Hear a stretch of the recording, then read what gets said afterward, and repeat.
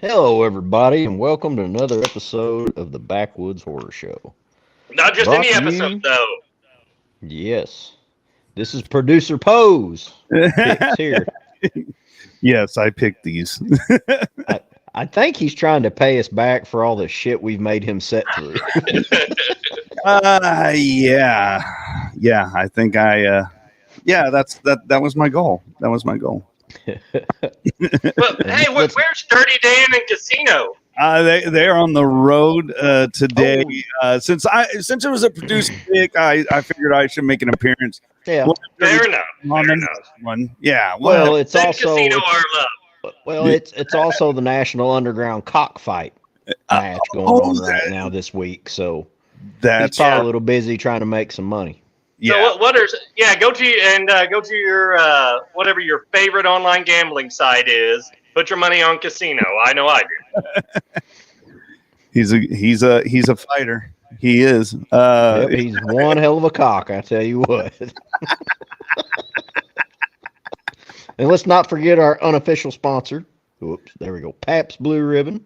I've got that blue ribbon on my mind. Yeah. Oh, hell yeah.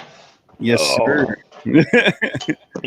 I think Heineken. Dirty. Fuck I that. think Dirty Dan gave me something last week when we were podcasting with him. I've had an itch and now it's developed into a rash. I'm not sure. Uh-oh. That's not good. Where at? So, a few spots. It's kind of spread. Shit, I hope you don't have to have surgery on those boys again. Wait a I minute. thought it was just crabs, but I'm not too sure now. I tried You lighting sure the patch on not? fire and it didn't do it. You sure it's not something else? Mm. Are we sure it's not something else?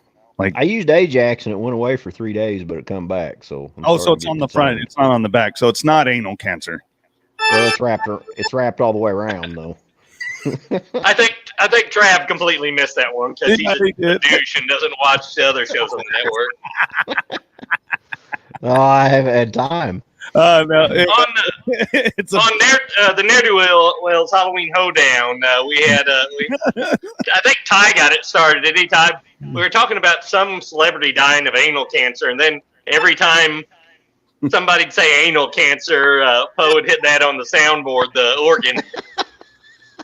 That's awesome.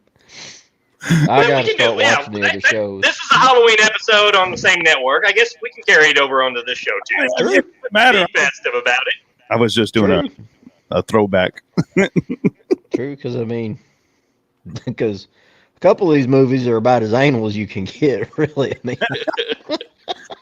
Oh, that's not fair. Oh, you are just this type of person.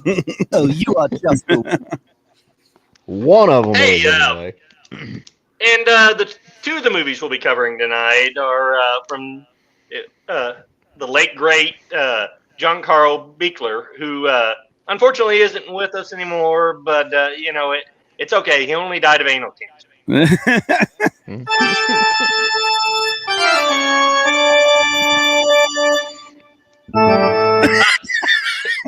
Well, just a little bit longer one for him. Unlike Henry fucking Rollins, who will never die. No, he will not. Jesus Christ. He's impervious.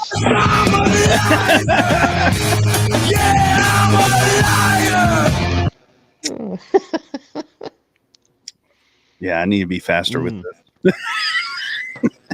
Oh, well, you're out of practice. You had Dirty Dan sitting in for you last time. Yeah, so I know. You're all right. We'll give you some slack. Yeah, well, A little. anyway. Anyway, so what's everybody been watching? Off and on, I've been watching quite a bit of shit. I've watched the new Dune movie. The new one? Wait, Yeah. Like a year or two ago or something? Well, yeah, it's the newest one. It's not brand new. But No, it's not brand new, but I'd never watched it, and I was just looking for I think something I to watch started while the kids watching were it. around. Well, I gotta say, it kind of hooked me. It kept me Really? in, and now I'm looking forward to the second installment if they ever do it, which I'm not sure they're going to. I don't think it did really well at the box office. If I I remember don't either. I kind of doubt they do it. but they kind of went with that, didn't they? That was HBO Max exclusive, right? Or did they go to the? I don't know. It was on Netflix when I saw it, so Yeah, because it's been out at least a few years.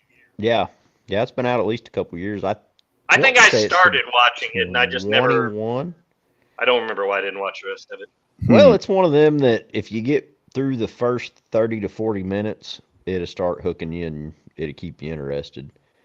But I don't know. It's kind of slow paced, but it's a movie I really thought you'd like, Cody, because I mean it's pretty slow paced, and it just you usually like the slow burns, and it Not necessarily. If it has a really strong story, a really good character piece, very strong story, yeah, I can. Well, the acting was pretty I decent like in it too. a slow burn sometimes. But it I don't know. There's just something about it. I wanted to finish it, and I just threw it on while I was eating supper one night, and was only going to be able to watch 20 or 30 minutes, and then I wound up finishing it within 2 days, which is something that's hard for me to finish a long movie like that in that short of time. Because usually I don't have time to sit down and watch I think it's like 2 hours, 2 hours and 10 minutes. It's a long movie. Well, I saw that one. I never saw the original either.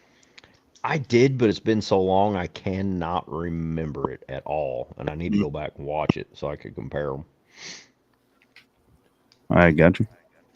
Yep. I haven't had time to watch much of anything. I watched part of the last drive-in Joe Bob's Halloween special. Cool. Which Darcy, did you see, Trav? Yeah, Oh. Darcy was in control. I haven't got to watch any of it yet. Darcy. Hey, baby.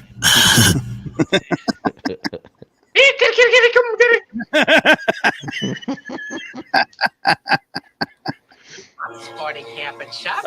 No, it was okay. But yeah, they showed Demons 2, which is a great flick. I watched it whenever Dean. saw it when I was in my early teens. That's a good one. Baba's, or it was Mario Baba's son, whatever his name was, who directed it. And it was co-wrote by Argento.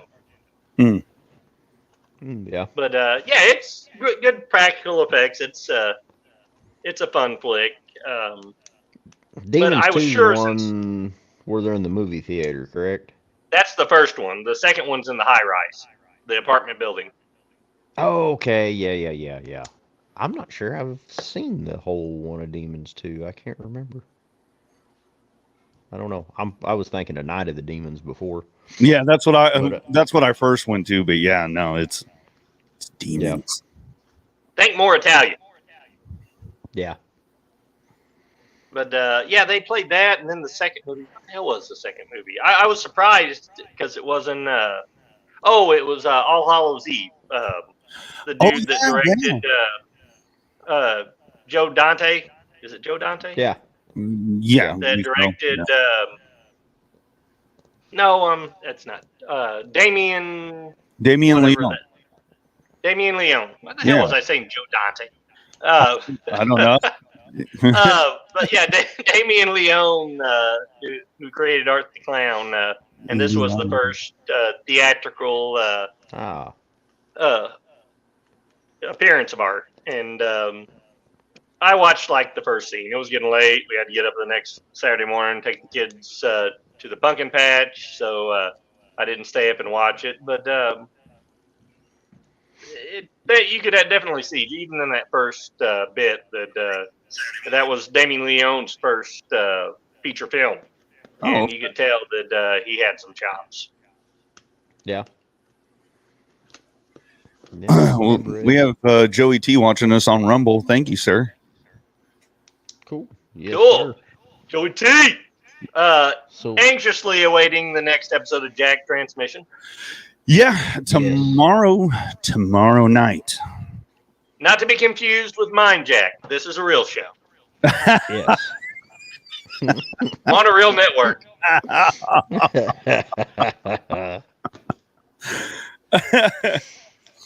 Oh my God. I'm just kidding. I know. I'm not. Nah, Hell man. yeah. And we don't have a bipolar producer on this one. Oh yeah. Just schizophrenic with multiple personalities. Praises you 1 minute, and the next minute you don't know shit about shit. You know what I mean? That's true. Or you're just a plain and simple a fucking asshole. I mean, which I can't deny. I mean, he does occasionally get some things right. Yeah, but you're a likable asshole. Sometimes even lovable. Oh, I thought you was going a completely different direction with that.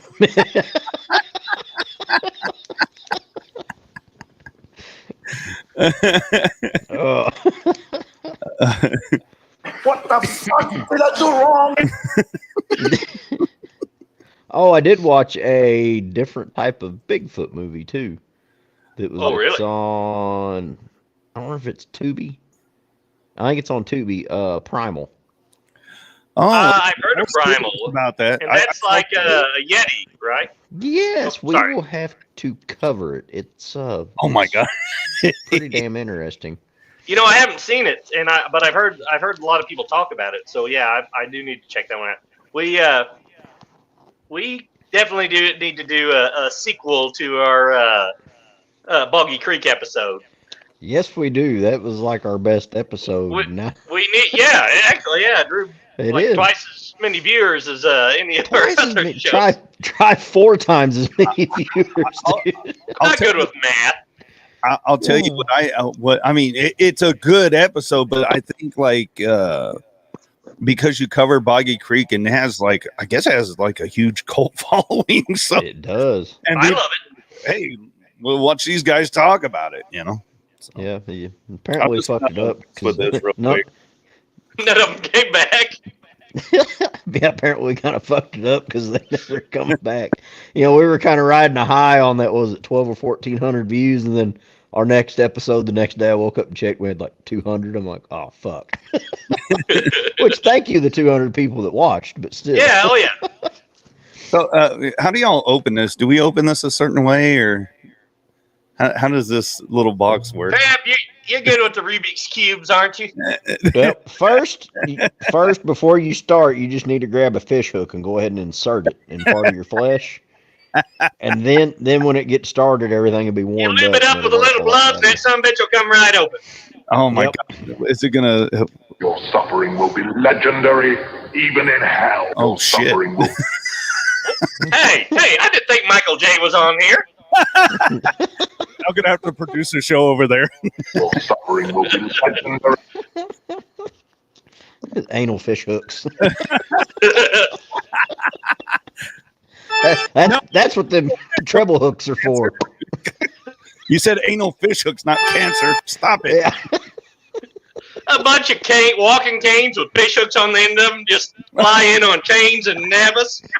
Well, hey, if you get the fish hook stuck in there and you never get it out, it can lead to cancer. So all the they're called cripple bites. They're all like handicapped. instead of Cinnabites, I know. cripple bites. Cripple bites. They just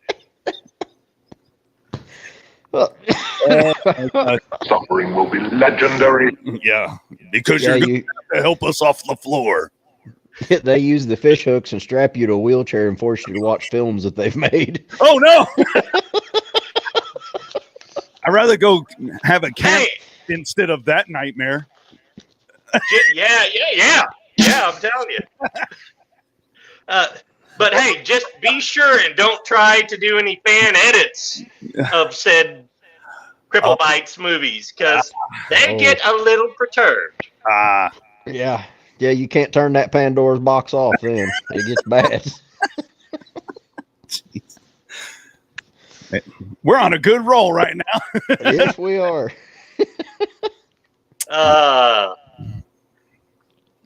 Anyway. Well, Cody, you been watching anything else? There was something else that I'd watched. And I was wanting to Oh, mention it, and I can't remember what it was now. Can I mention something real quick? I watched. Yeah, Of course. go for it, folks. I watched the Fall of the House of Usher on Netflix. Any Freaking good? I have heard really good things about Awesome. that. It was awesome. It was great. It's got a great cast. I saw. Yeah, it hell of a cast. It goes off of Edgar Allan Poe's stories, and all that, and the poems, and it's just so great, man. Dude, it took our whole day. We started it. It was Saturday. Me and the wife, we started it probably around I want to say like 12 or something, or no, actually 11:30, and we didn't stop until it was already. Our whole day was gone. Oh wow! So is it a series or? Yeah. There's different, okay. Different episodes, but they're all named after Edgar Allan Poe poems and stuff. So it's pretty good though. Hell yeah, dude! It was great. I recommend to anybody. And who all's in that? I just remember it had a great cast. Carla what's her name? She's fucking hot. She's still hot, even though she's older. Carla Guigno or something. How do you say it? Guigno? She was on she was on Sin City. The chick that plays Ashoka on the new Star Wars series. No. What? No, that's what's her name? She's on it too, right? No, she isn't. I know who you're talking about, but no, she's not on there. But yeah, it's a good. Yeah, just check it out. I'll find out the cast if you want to have chats open. But let me see. I'll look it up. But anyway, yeah, check it out. I would. Yeah, I've got it in my Netflix key. So yeah, I'll definitely check it out when I get a chance. Keep it in mind when it's cold outside and you're not doing anything. Y'all just want to hang out inside all day on a weekend or on a Saturday. Put that thing on. It's great. Yeah, definitely. Oh man, cold when I'm doing all my shit. I like cold weather. Yeah, this asshole's about 25 foot up in a tree trying to throw sticks at animals. Yeah, in about 15-degree weather. Now, I admit I'm not near as hardcore as I used to be. I used to be out there in the freaking wind, the rain, and all that. Now I'm kind of like, nah. Now I got the bad habit of going to the shooting shack I built and stealing one of my wife's crossbows and going and sitting in the shooting shack with heat and a cooler of beer. Which is his shooting shack he's talking about. You can see it from his kitchen window. So it's 145 yards from my kitchen window. Let's see. We got Carla Guigno, Bruce Greenwood, Mary McDonald, Henry Thomas, Kate Siegel. Yeah, E.T. Elliot from E.T. Elliot. Yeah, so. Este telefono la casa. La casa. That's also a callback. Go back to some episodes.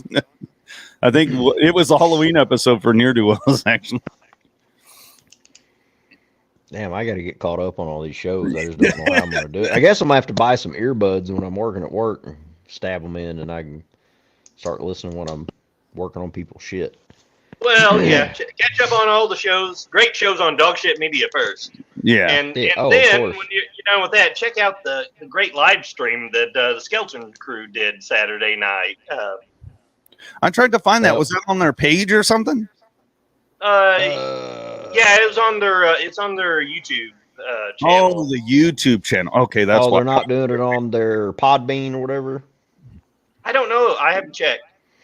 But it was just a live stream. You know, they don't usually do live shows. They well, Alex will do like little short Facebook live videos, but they don't do a lot of live, or they don't do live shows usually. But he just came on because that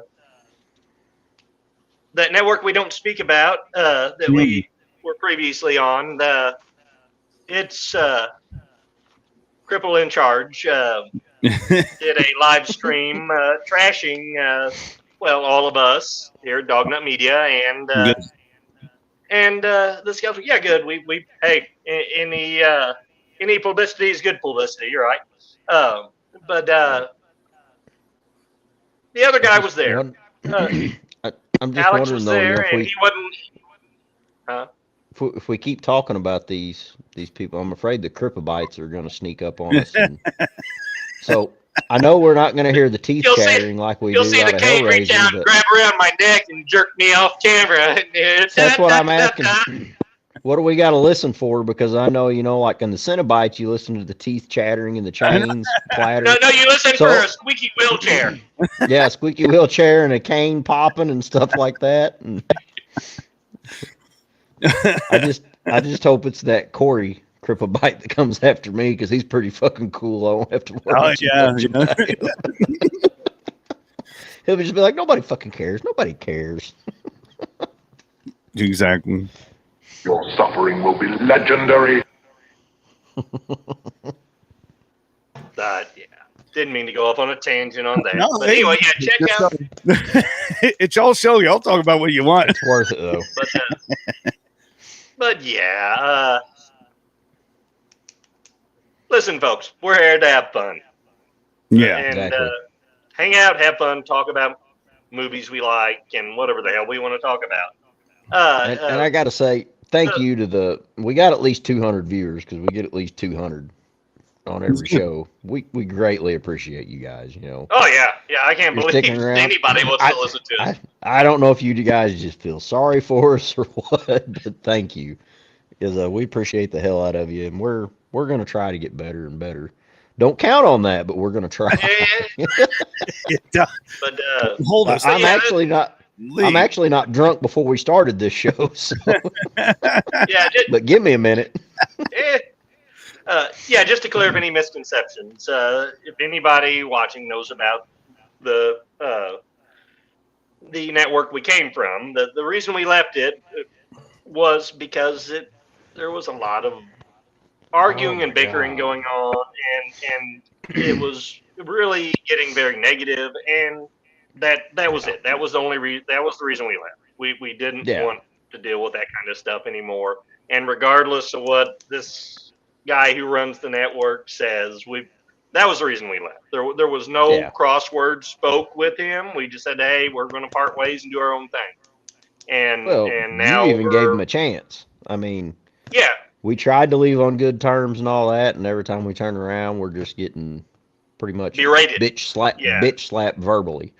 So and not privately. He's going on his network on all of his shows and just trying to make it into something it absolutely was not. So we only supported the guy and tried to help him. Yeah, we even congratulated him on one of his shows, and he came back with a tangent on us. And so, in the words of one of our good, close personal friends, fuck him and feed him fish heads. Exactly. And this guy right here, our producer, this guy don't believe anything. Well, you can believe maybe some of the things that the head of this other network says about me. I don't care.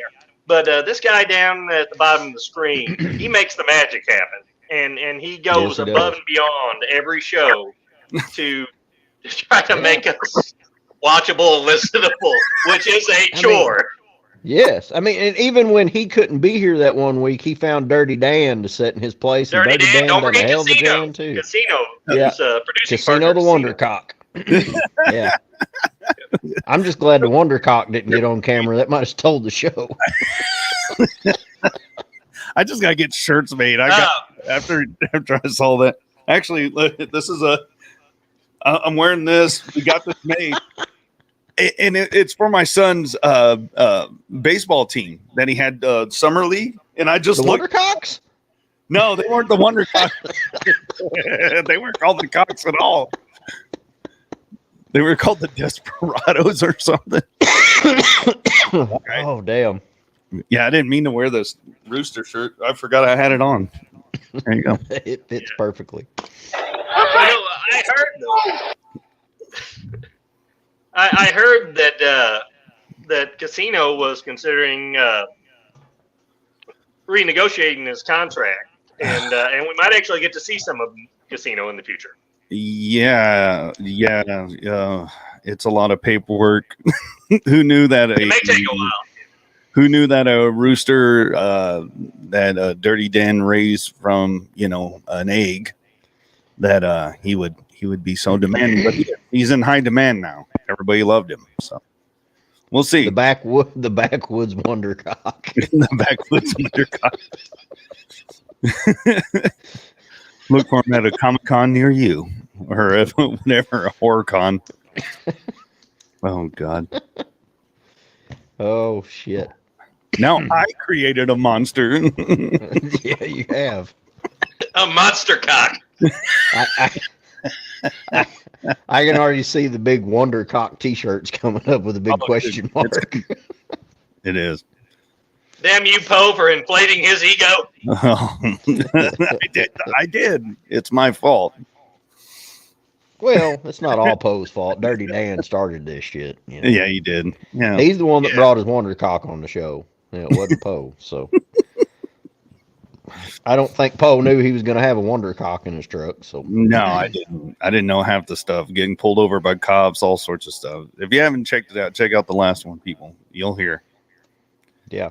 I was shaking my damn head, as the kids say. Shaking my damn head. And he must have that damn that Starlink mobile internet too, because he was broadcasting us going down the road, and it was doing I know. a fine job. I heard Dirty Dan's got like the dish mounted on the back of his cab, of his double Hell sleeper yeah. cab. I don't want to know half the things that guy does. It's not legal. Well, Whatever he's doing, He it's not can't legal. talk about 3/4 of the things he does. No, he can't. Well, that's the way she goes. That's the way of the road right there. You know what I mean? The way of the road. That's how they make them livings. Were we going to have anybody else join us on this one or no? Oh, I don't We know. can. What do you guys think? Yeah. No, I mean, no, that's what you told me before. I don't know. Is he coming on? Did Father want to be on here or not? Well, he did. Yeah, I think so. Let's see. I didn't send the link, so I'm just going off what you said. Damn, But anyway. damn cough come up all of a sudden. So I guess You've been cursed. Hopefully, it's not a you be cursed. freaking triple fish hook in my throat or nothing. You know, I mean, Oh no. Did y'all want to start on one of the movies, or y'all wanted to talk some more films y'all seen? oh, I guess we ought to start on one of the movies. That's Yeah, what- let's get into this shit show. Well, Oh. let's start with Poe's first, the best pick out of Poe's. Let's start with 1991 Ghoulies 3. Ghoulies Go to College. Oh, There's no box office video or box office ratings on this because it was a straight to video release.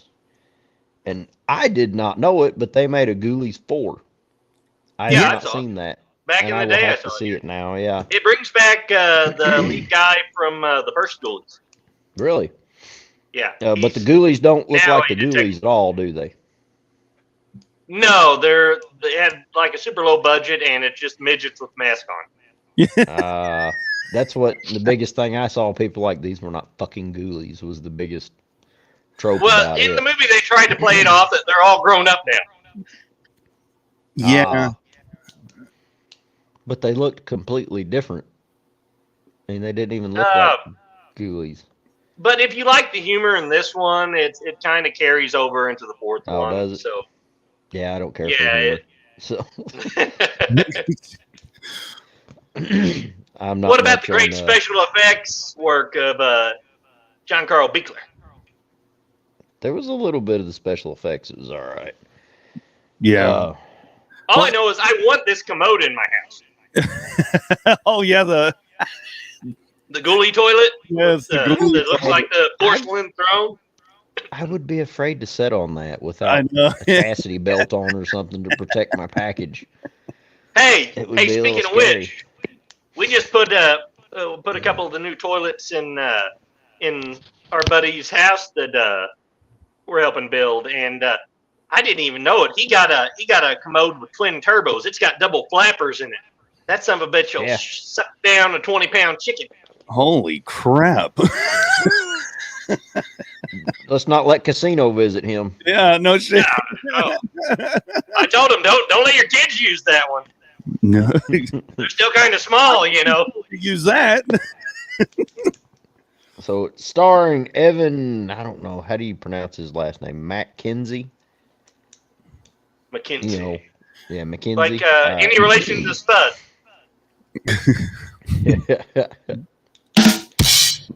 The synopsis of this movie is Professor Ragnar releases the Ghoulies from their comic book prison. And I shit you not, it's a comic fucking book prison. I thought it was supposed to be a toilet prison. And uses them to go after Skip Carter to end Prank Week on campus. And Prank Week's a deal on this campus where they crown one of the fraternity houses as Prank King, and they're all trying to play pranks and all. It's kind of goofy. Yeah. But it kind of works. Hey, there's Father Jay. Wait a minute. That's different. Who's this? He looks like he's a hacker or something. This ain't the Father M we're used to. What the hell? I just came here to talk about Slimer. That's all. Oh, we're not talking about Ghostbusters. Shit, you're confused. Well, shit. No. I mean, there may be a little muncher talk after a bit, but when we were talking about munching, it was totally something different. I guess I'm shit out of luck that all I do is sit here and do nothing like usual. It's all good. We're going to need all the help we can get on this one, Mahoney. I'm not playing. I wanted to mention something about this film real quick. Okay, so it drove me nuts because you have these kids that pay to go to college and they're acting like they're in high school. That's what I didn't like about this. Like they're like all, playing pranks with the professor. It's like, it's your money, you dumbass. More like junior high, not even high school. I mean, yeah. And they're like, we're doing. I like the aspect, that you got the two guys trying to be the prank king or whatever for fraternity, but you would expect like those guys to be dumbasses, but not the whole class. Like it was like everybody. It was like junior high. I was like, what in the hell? Like shit. That was lost on me. I mean, really, it probably shouldn't have been Ghoulies go to college. It probably should have been like they go to high school. That's what I see in it. I mean, I like the film. Yeah, really. Yeah. I agree. But then if it was high school, it'd been harder for them to do all the boobies and stuff like that. And speaking of that, what about the hot blonde everybody tries to blow off? This was 1990. Okay, we're still basically in the 80s. So, yeah, boobs, having high school students, as long as the actors were over 18, having them show boobs, that was a normal thing in the 80s. Yeah. But back to that blonde you were talking about. Well, it's like, all right, that was one of their buddies. And it was his girlfriend, and they were having their big party. And they went up there to bone, and he's just trying to get away from her.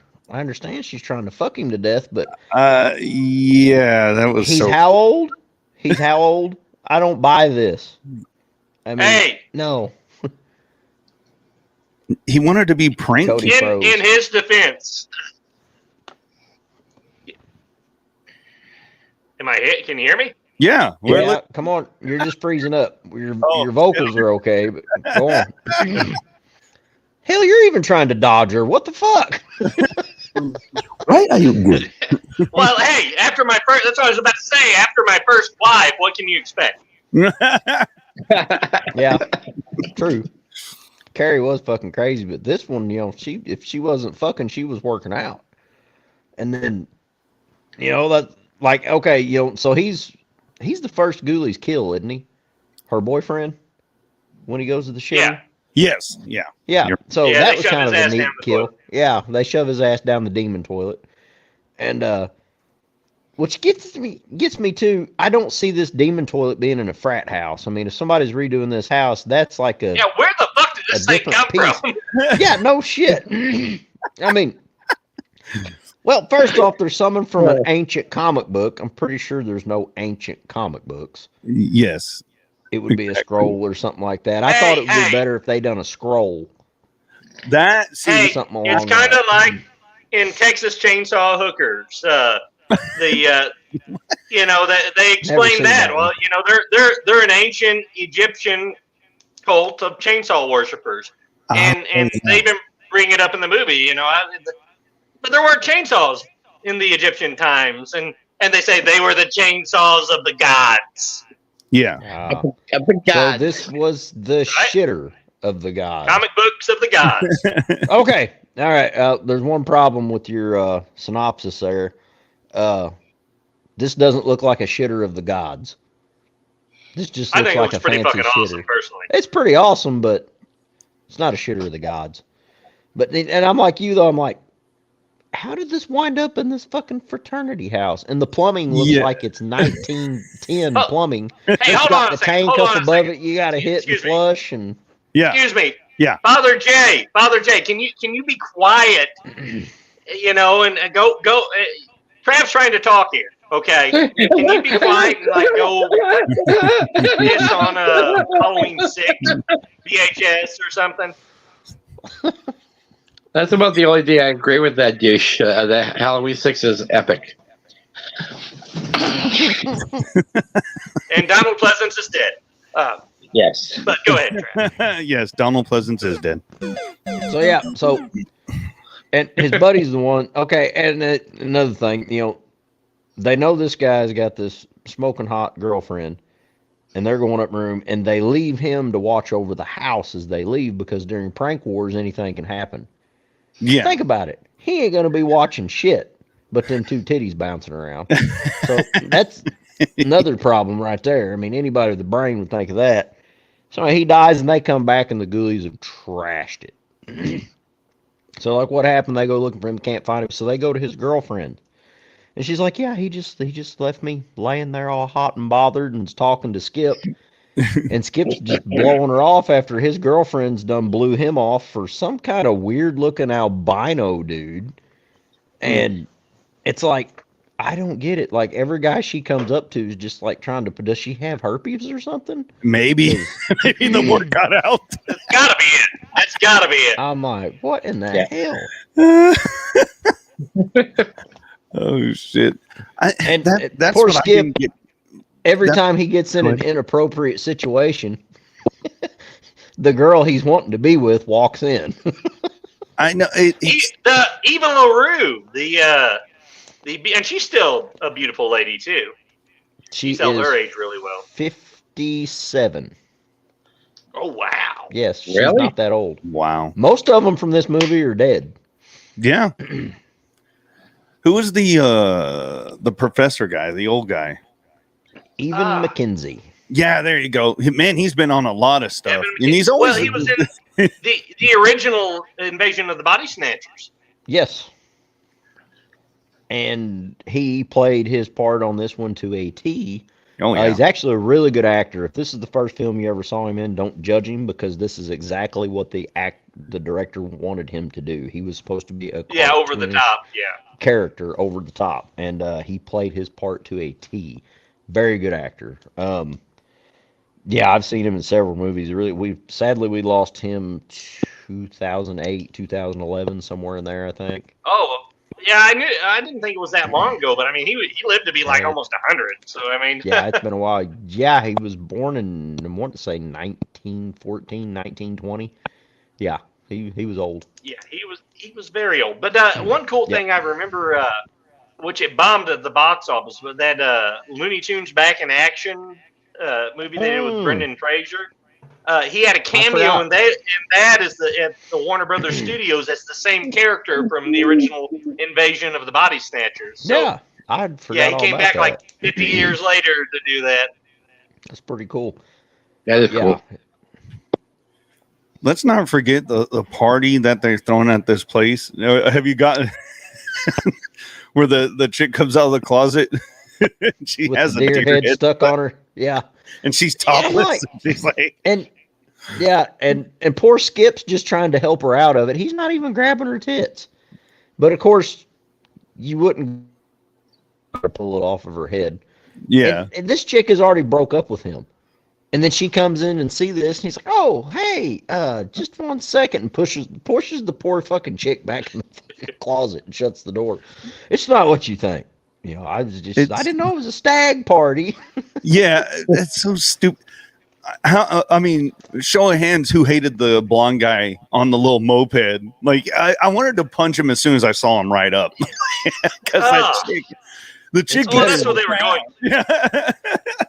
I wanted to hear glass break, Stone Cold Steve Austin come out, kick him in the nuts, and fucking Stone Cold stun him the first fucking time I saw him pull up. That would have been fucking awesome. Holy shit, Michael J's around somewhere. So I hear him.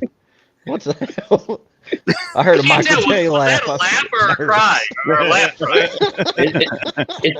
It's both at the same time. That makes no sense. The cripple bites are getting closer. I've never made sense before, have I? No. I don't know. Maybe. Depends on how drunk I was. You'd have to be really drunk, like a 10 out of 10 for the Pabst Blue Ribbon. Oh. Oh, and our official glass here too. Yeah, yeah, our official glass there. I just realized what's been wrong. I just realized what's been wrong with me all these years. I have anal cancer. Oh shit! Oh no! Wait a minute. What did you just say? Anal cancer. Well, we've always known something was up your ass, Father J.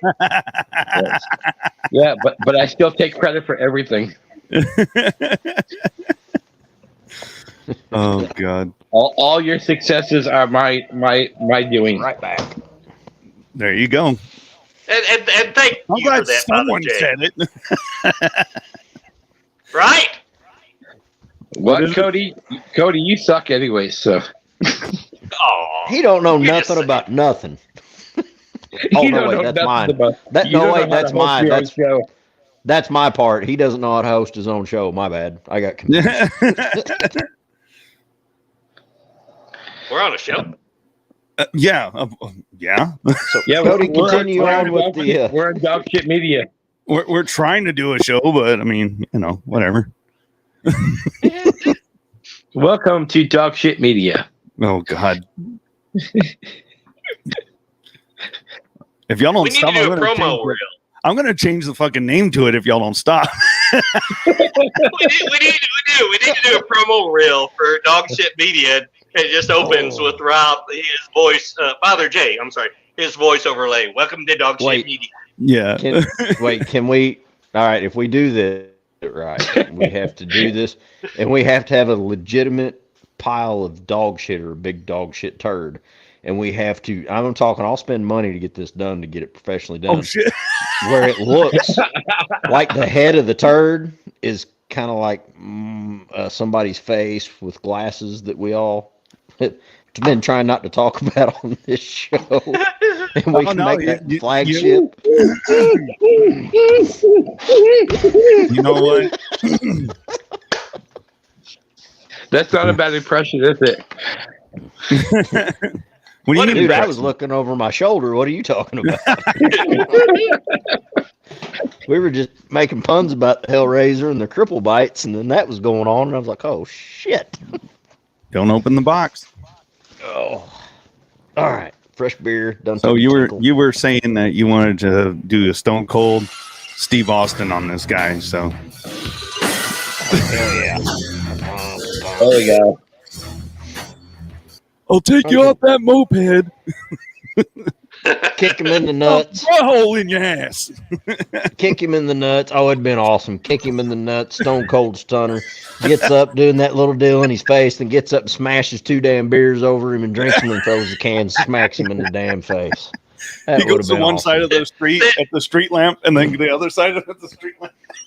And then goes over to his moped and takes a shit on it and walks off. And that's the bottom line. But walks over to the closet and opens the closet with the chick with the deer mount on her head. It's like, I'll be back, boys. Oh yeah, he definitely. Oh shit! That mount's in distress. I'm gonna mount it. Yeah, that would have been badass. But Oh, but Lord. no, I do got to give that blonde-headed guy credit. He was playing a character that you were supposed to hate, Yeah, and he done very good at his he job. he There did. for for this was supposed to be a slapstick comedy. I don't even consider it horror comedy. It's supposed to be a slapstick comedy movie.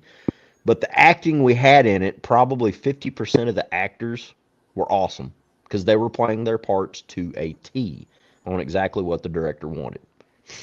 Even our And security guard. yeah, I mean, yeah, the security guard and that guy. I was like, how does this dude look familiar?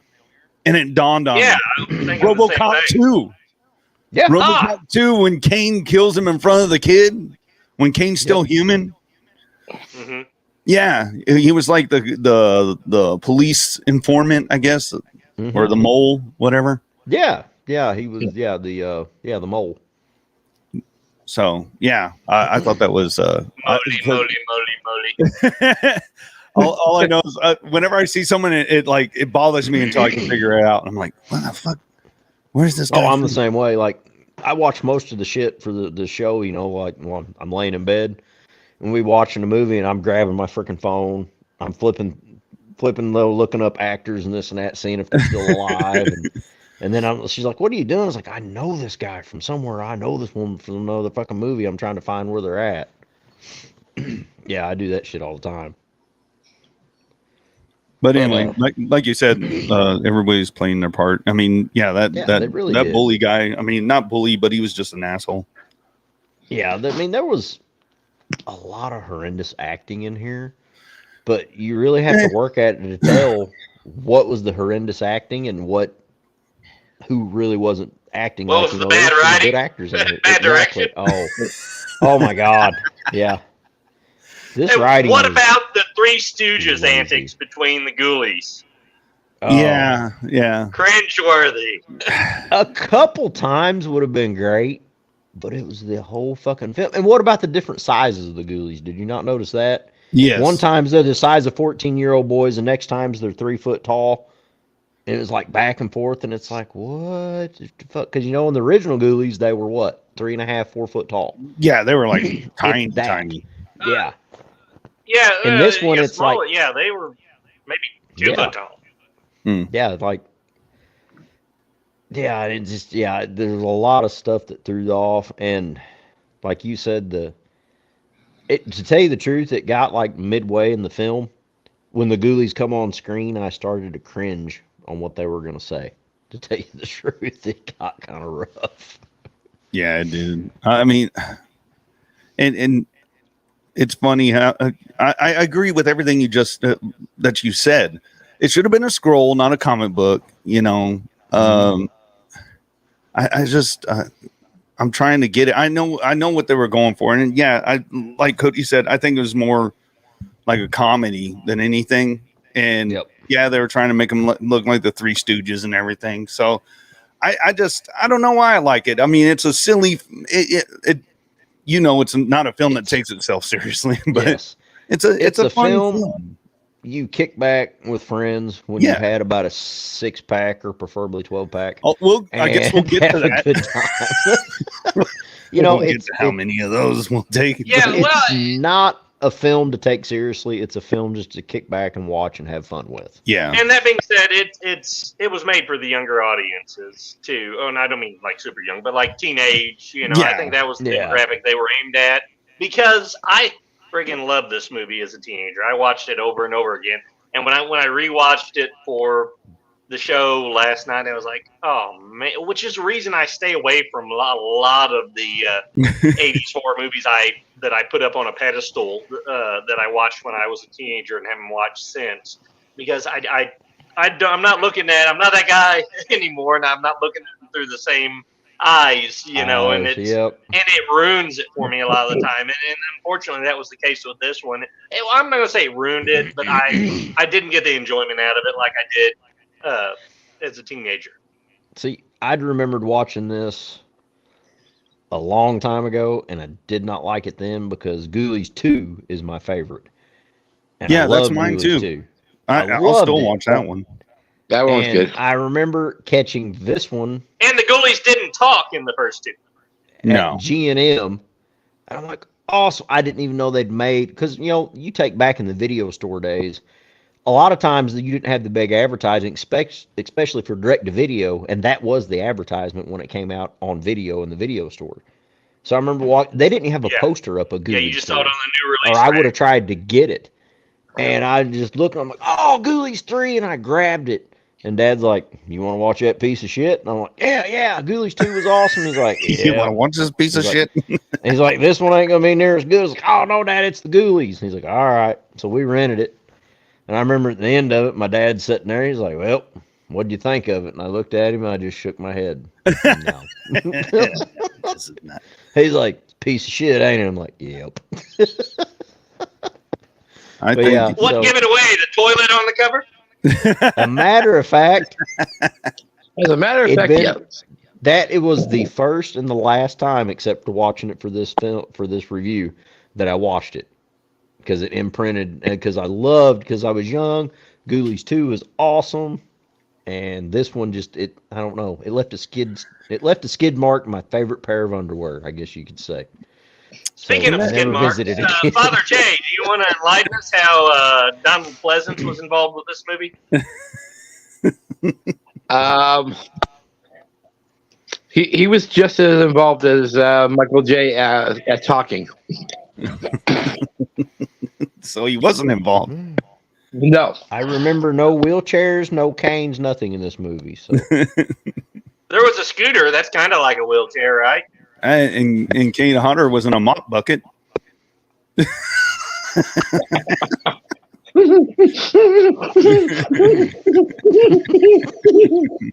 You do that too well, Father Jay.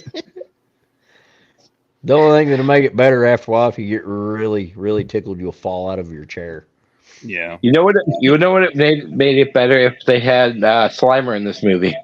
Oh God. Any other Fuck Muncher. Fuck him in the ass. They could have done would have helped. Well, the Ghoulies were kind of slimy, yeah, so I can see that, yeah. At times. Maybe. Sometimes they weren't. They looked like different. Every time they were on camera, they looked different. I think it was just for the camera angles and shit. Maybe. Yeah. Actually, no, because they did the old they did the old little person trick back in the 1920s. Whenever they had them standing on top of each other. Yeah, they did that whole thing. Sorry, my wife is yelling. The Rangers are doing it anyway. Oh, it's all good. Yeah, I'm trying to talk and I'm hearing that. But anyway, they did that, and you're right. They did kind of change size. It was weird. Mm-hmm. Yeah, you're right. I just remember that. Because if you remember them coming out of the toilet, they all fit, and then later on, you're like, how the flushed a lot of turds, and that turd wouldn't go back down that toilet. What the hell? So yeah, but then again, it's a movie that's not supposed to be taken seriously. Yeah. So. Well, it's like for a get together and have fun. And I picked this one because the other one we're going to talk about, John Carl Buechler, he made these, he directed these, and I've he brought some entertainment to us, and it's not the best work ever, and a hell of a lot of great special effects. He did a lot. Yeah. He did a lot, and to step in the director's chair, I want to say the Ghoulies 3 was going to be directed by someone else. They stepped down, and he just like, I'll do it. Yeah, I want to say that's he was already doing effects. Like, he was already doing effects. It's like, I'm already here. Yeah. Oh yeah, it had some great slapstick effects in it, like Professor Ragnar's assistant on her kill. When they stretch her tongue out and wrap her tongue all the way around. Yeah, that was funny shit. And then when they find her, and they're like, "What is that wrapped around her? It's her fucking tongue." Or the plunger on the chick in the shower scene, the plunger on her face. I mean, just the little things like that. That was, it just made it funny. It was like a cartoon, I guess. It was very cartoon. Yeah. Oh yeah. And did they really do panty raids and shit like that back in the day? I don't know. I think that was. Or was that a Hollywood thing? Rob's like, yes. I went to summer camp a couple times, and I was involved in some of those. So, did you all go for the clean ones or the ones that were already worn? Ooh. Whatever was in the draw. Whatever was in the draw. So y'all didn't go to the dirty clothes hamper? Oh no. No. The other Jay would do that. Oh no. It was kind of like trick or treating in the '80s. You know, you might get a Snickers, you might get fucking circus peanuts. You never knew. Okay, well, that mixed makes sense when he said the other Father Jay would do that because everybody else would run in, run out, and then the girls would be chasing him out, and then you'd hear him squeaking coming, and he'd have to pick up what was left because he couldn't run in. Yeah, he would get the granny panties. How dare you? Hey, those make fine padding for wheelchairs and stuff. So yeah, make good covers. Stretchable. And I can't even remember the final fight scene. I just watched this about 4 or 5 nights ago. But there's the final battle between the Ghoulies. I remember they catch his girlfriend because they get back together after she's done fucked like 3 guys, and I didn't like him. Like, you dumbass, you fucking kick her to the fucking curb. You're in I don't care if college. she is evil LaRue. It's the land of fishes. What are you doing? Fuck that. You know, she's done dumped you for no damn reason. Yeah. And then he's sought after her. I'd be like, fuck it. Have fun, Ghoulies. And they got her like half-ass stripped down to nothing and I forgot, had her strapped down or something. I can't remember. And then he comes in and saves the day. But isn't there a bigger ghoulie or something like the king or whatever shows up? Remember Professor Ragnar? He reads the comic book and says a spell, and tells them all they have to devour him, and then he'll be like the giant ghoulie. Which I did love that scene because when he says, "Okay, destroy me," and they're like, "What?" Because they have to do whatever he says. They're like, "Are you sure?" I mean, yeah. All right. I guess we will. It's just crazy that they're tied to this comic book, and if you destroy the comic book, you destroy them. But like I said, I love the final scene. You know, he has that big face on his stomach and all that. Yeah. I mean, it just, you know, it's fun. Yeah. It's a fun movie. The effects were cool on that, and they couldn't have got a better guy to play Professor Ragnar either. Yeah, true. No. Yeah, still a very fun flick. I had a good time with it. Yeah. Not like I said, not like many things. I didn't have as good a time with as I did when I was a teenager. But you know, it's still worth a watch, and it's still my favorite of the series. So, well, my favorite. I like all of them. But that being said, I haven't watched any of them since I was a teenager besides this one now. So, and I think I'm going to leave the other 3 Ghoulies films. I'm going to leave them back in the 90s. You're not going to like one. Keep that memory of them.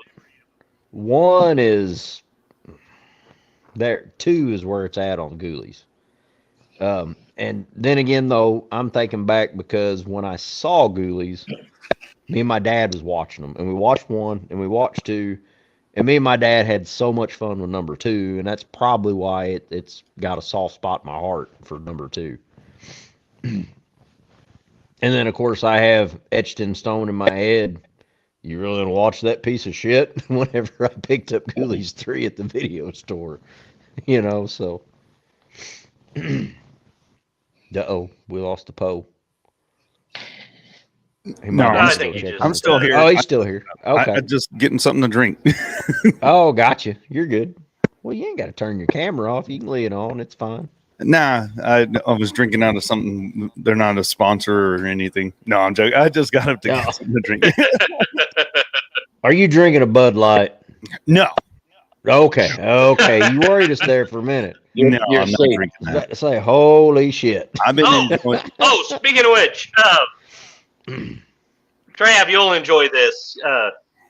I know for sure. But when we took our kids to the pumpkin patch here last weekend, when you go there, the only beers they've had, and this is like our 7th or 8th year in a row taking the kids to this big Beggs family farm, and they do serve beer there, but they would always only have Bud Light or Budweiser. That's the only 2 beers they'd have every year.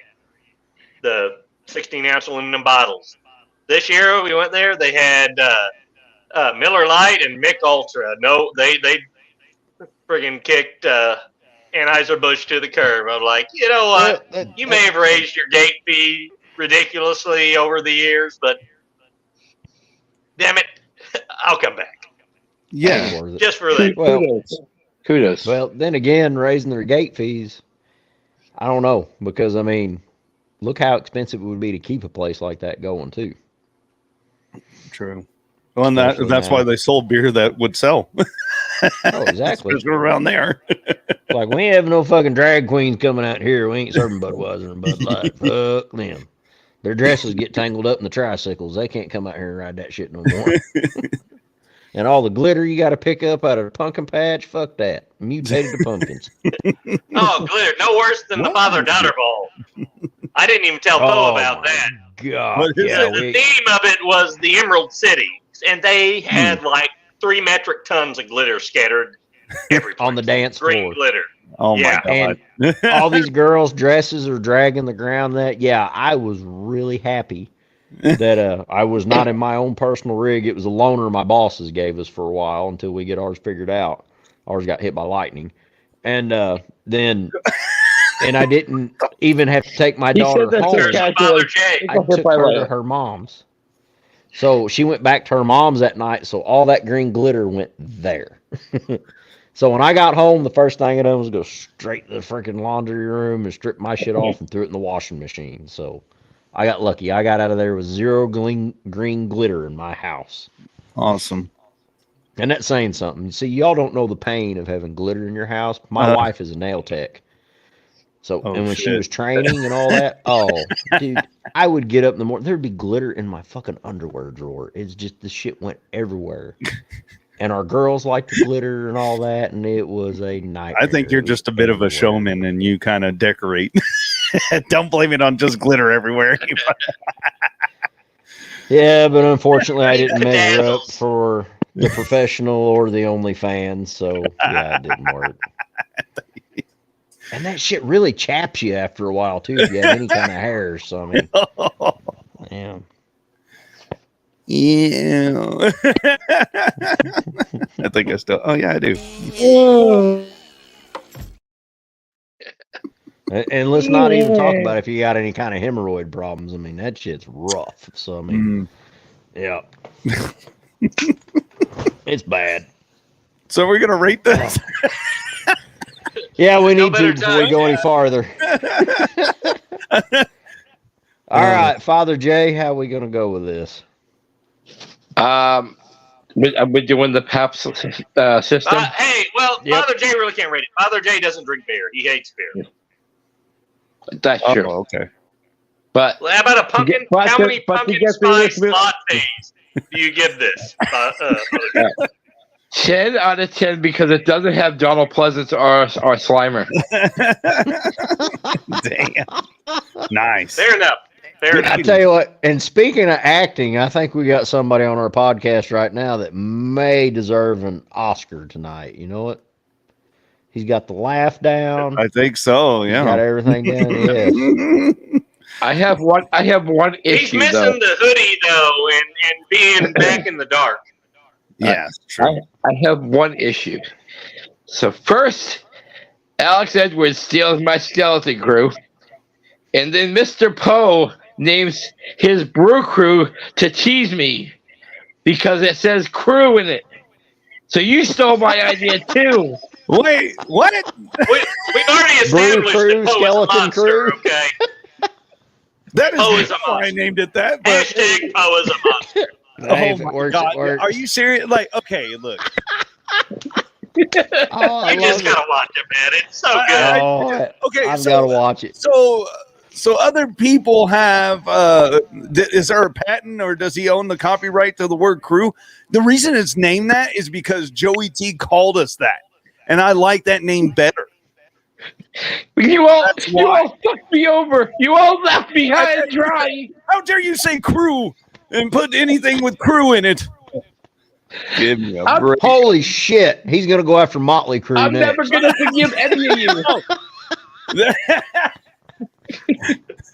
No, but they spell theirs different. Tommy Lee, Nikki Six, watch out, you fuckers. No, the crew spelt different on there, so they're good. Maybe I should have named it Brew Crew and spelt it like Motley Crue. I don't know. It don't matter. He's a crip. He can't spell. Anyway. Dang. Yeah, I don't. He hasn't upgraded his glasses. Network. Yeah, his glasses aren't the right thickness to be able to tell how the crew's spelled. Ah.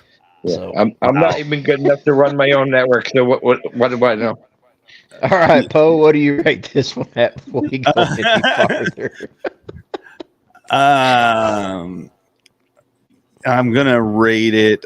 This one, I don't know. I'm gonna go with a 5. 5 paps. Yeah. Yeah, because I mean it's enjoyable and you know what, 6. Let's make it a 6er. We'll make it a 6er on this one. So you can sit down in your easy chair and kind of enjoy a movie. You're not going to get drunk unless you're. And I understand that's not a bad rating either. That's an enjoyable 6 beers. Get a buzz going that way you can enjoy it more. Yeah, I understand. I didn't say a 12-pack. I said a 6. 12-pack get me buzzed. A pre-buzz. A Pre-buzz. There we go. Yeah, okay, halfway there. Yep. All right, Code. How do you rate it? Yeah, I'm right there too. I'm gonna go because I still had fun with it. Yeah. I'm gonna go with 6 beers too. It's just a fun. Good 6er. It's a fun watch, especially with the crowd. I gotta go, and it's just because when I was little and I watched it with my dad, Ghoulies 2, we had so much fun with it. And when I watched Ghoulies 3, it left a bad taste in my mouth. And I had not watched this since then. And as a matter of fact, I remembered almost nothing of this film when I watched it this time. And I got to go with about a 7.5. Pabst Blue Ribbons. There you go. You're gonna let half of beer go to waste? I'm talking before. Well, no, that's just before I push play. I got to have 7.5 before I push play on it. Then I'm good to go.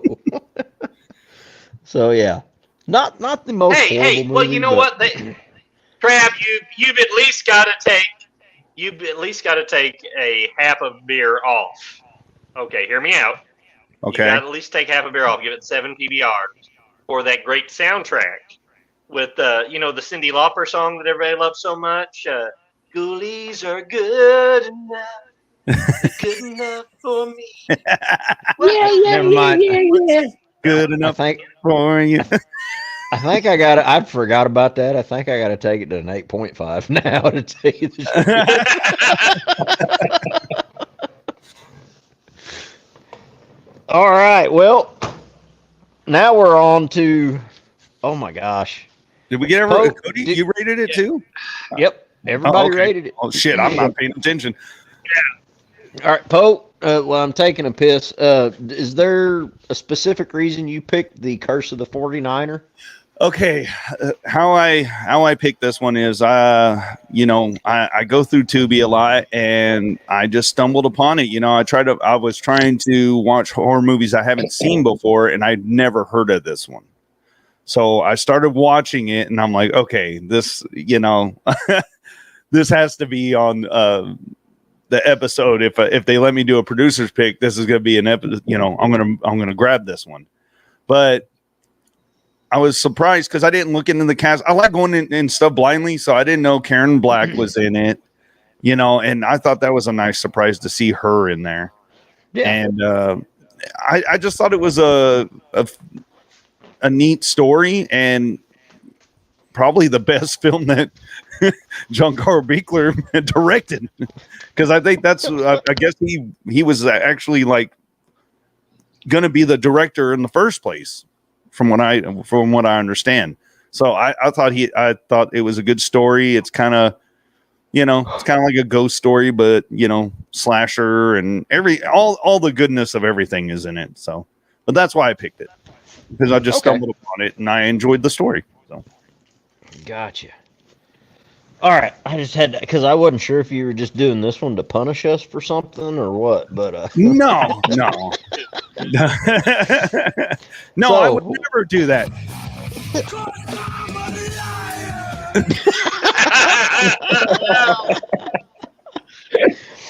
So we're going straight to 2002's Curse of the 49er, also known as Miners Massacre, directed by John Carl Buechler, and you will not find a box office or budget on this. I searched and searched. Yes. I think they took all their kids, every actor and everybody that's involved in this kept all their kids' lunch money for a full year, and they used that for the budget of this movie. Mm-hmm. For the SFX, Buechler just used all the shit he'd saved over the years, and it kind of blew me away because it had actually several well-known actors in it. You had Vernon Wells as the 49er. You will know him better from Mad Max, the biker with the boyfriend, whose boyfriend catches the boomerang to the head.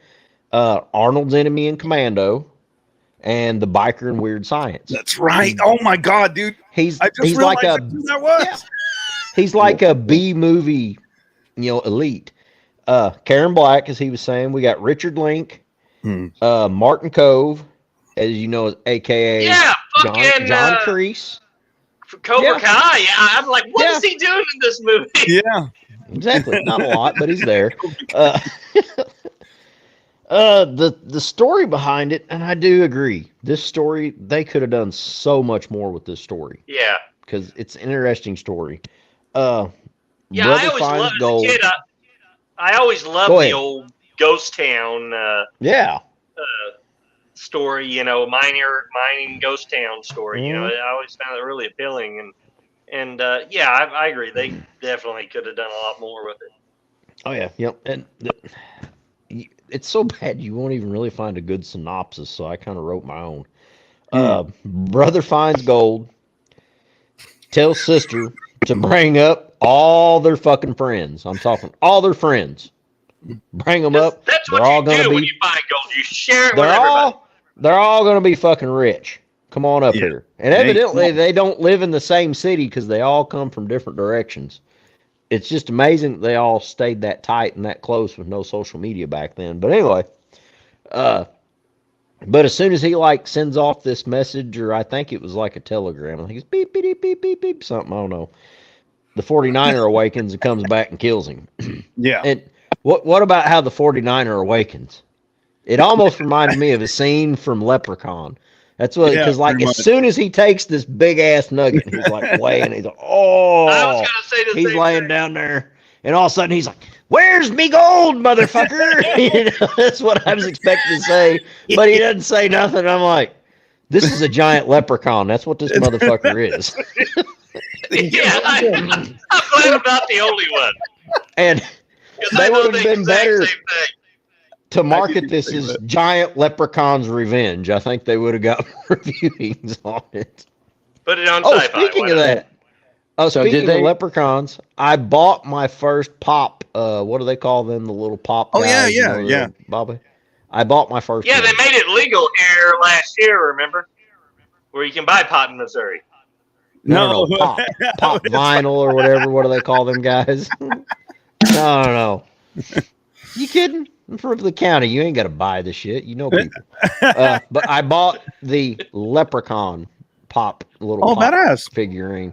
But the reason I did was I wasn't interested in them at all, but I was at Ross's, and I didn't know they carried all this shit.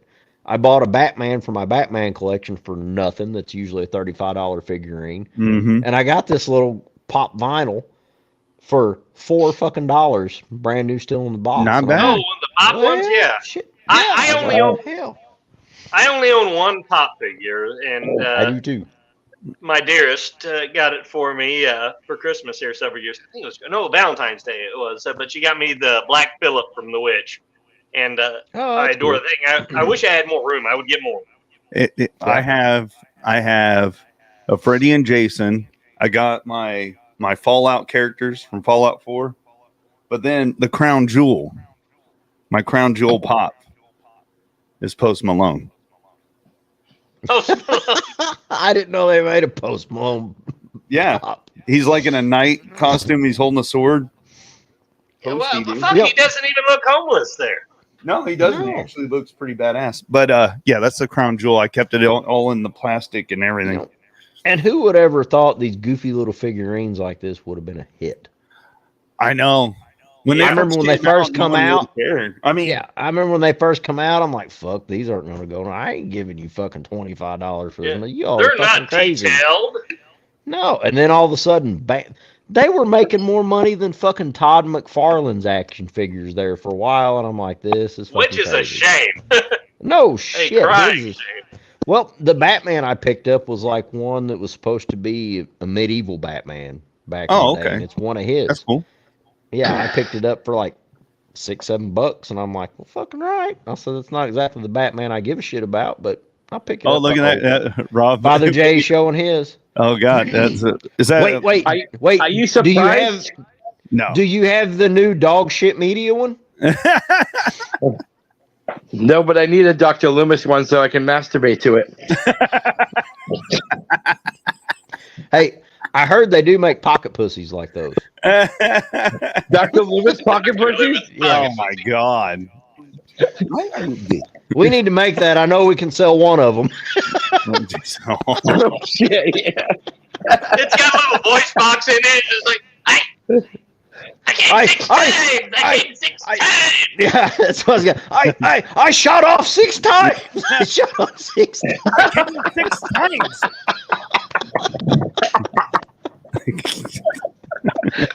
Oh shit! And then he falls out of his hit my chair wall. and has to call the paramedics to come get him. It's Dr. Loomis's mouth. Wow. Then Dr. Loomis starts haunting his ass. Michael J., you've crossed the line. You blasphemed my name.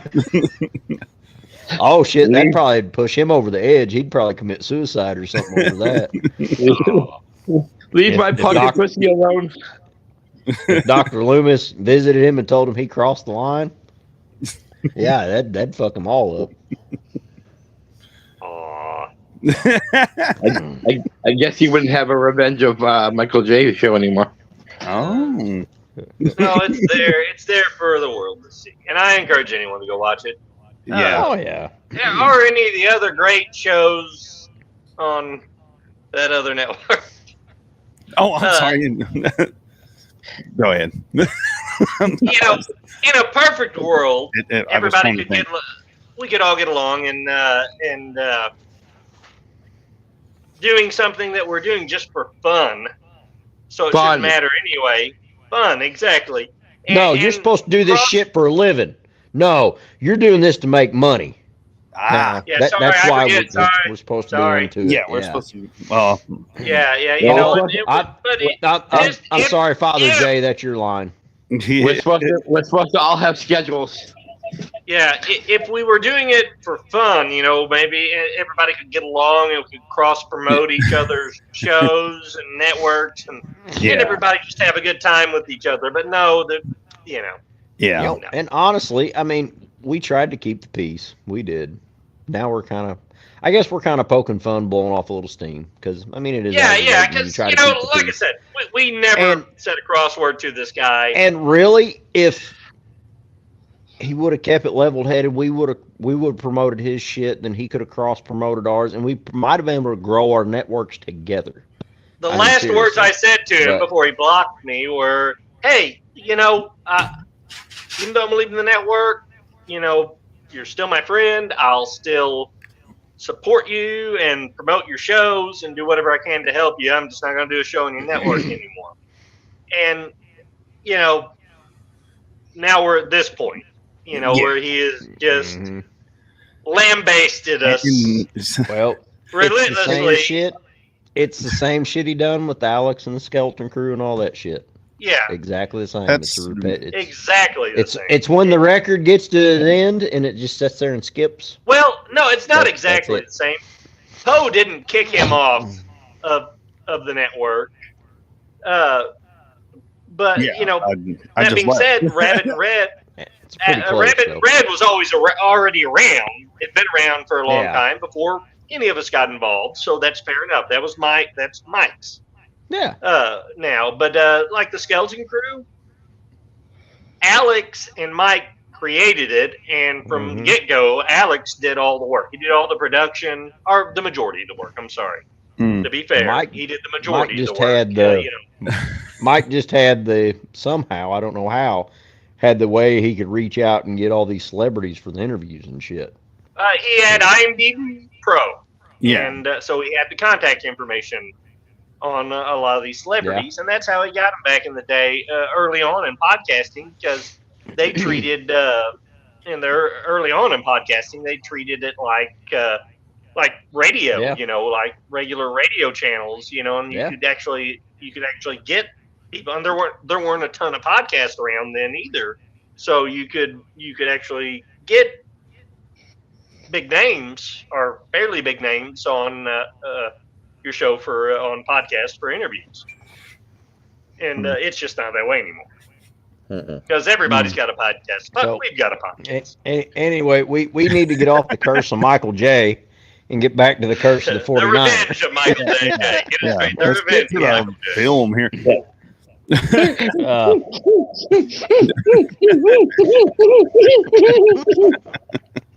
But so the brother awakens a 49er, and then the 49er comes and kills everybody.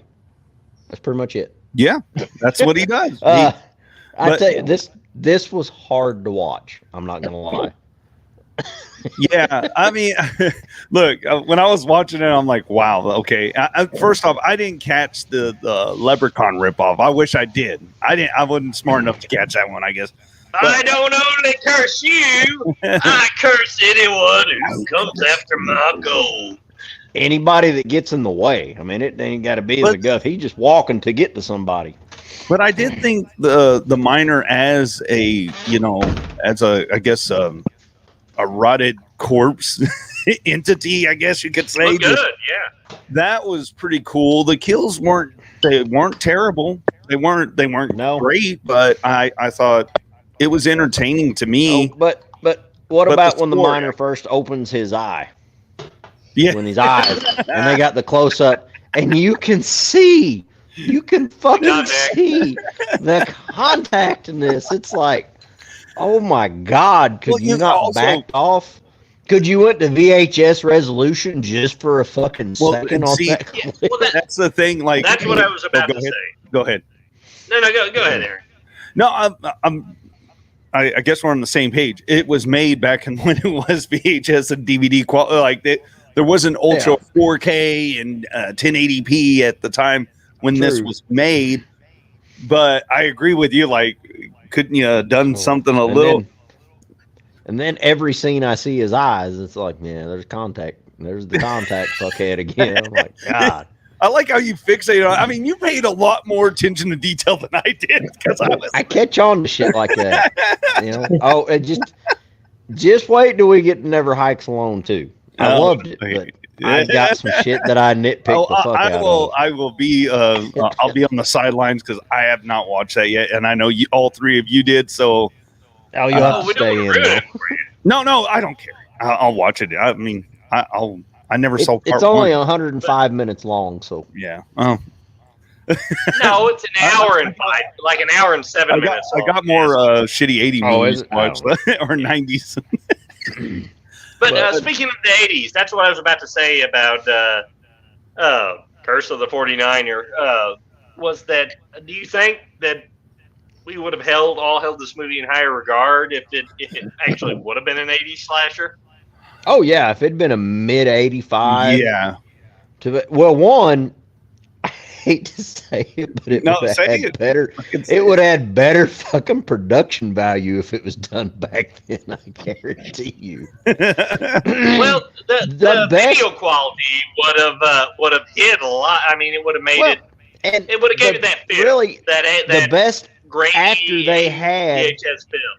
The best actor they had out of the all main protagonists was the boyfriend with the fucking girlfriend that I would have kicked on the fucking side of the road the first time I stopped at a rest stop. Yes. The main one, in the beginning when he Yes. stops at, oh shit, what's the actor's name? The really old actor that's got all the wanted posters. Oh god, Shit. yeah, I love he his was actors one of the other too. big names in this. Yeah, shit, Or, I got my like notes big right B movie here. names. What the hell was his name? Yeah, he's been in a shit ton. Richard Lynch. Or Lynch, or however the hell you pronounce his name. But he's not even in the town. No. And, the he's not. fucking mayor shows up. Well, it Like, don't matter. I heard you were talking shit, boy. Hey, he smelled his gold. That's why he come after him. But yeah, I mean, that's really the best actor this film has through the main protagonist is that, slime ball boyfriend that's trying to hit up this little country cutie after he meets her, even though he's got a girlfriend. Yeah, that guy. Yeah. I wanted to. And I'm sorry, I call bullshit. I could tell, at least from what I could tell, this movie had good enough resolution. She had all her teeth. Did she brush her teeth? She was a country cutie. Hey, I'm country as a Yeah, fucking tongue. You see that? You're like, I'm touching, I got my teeth. Yeah, but it's not shit. like, and that's the other thing. They live in a shack, bro. I mean, you're in a house, you're in your man cave. They lived in a shack down by the river. In a shack down by the river. That ain't fish you smelling, boy. You ready? Oh, God. Yikes. You ain't got to scale this one. Come on. Oh, my God, dude. Imagine that the fish smell from the swamp they're in and the two ladies that live there. The humanity. So I found out the price to make this, by the way, the budget. Oh, you did? How I the did. fuck did you do? It was made for. Mother It was Jay has made his for. ways. Hold on. IMDb trope. I know what he's saying. Go ahead. It was made for the same price of the pizza. I knew that was coming.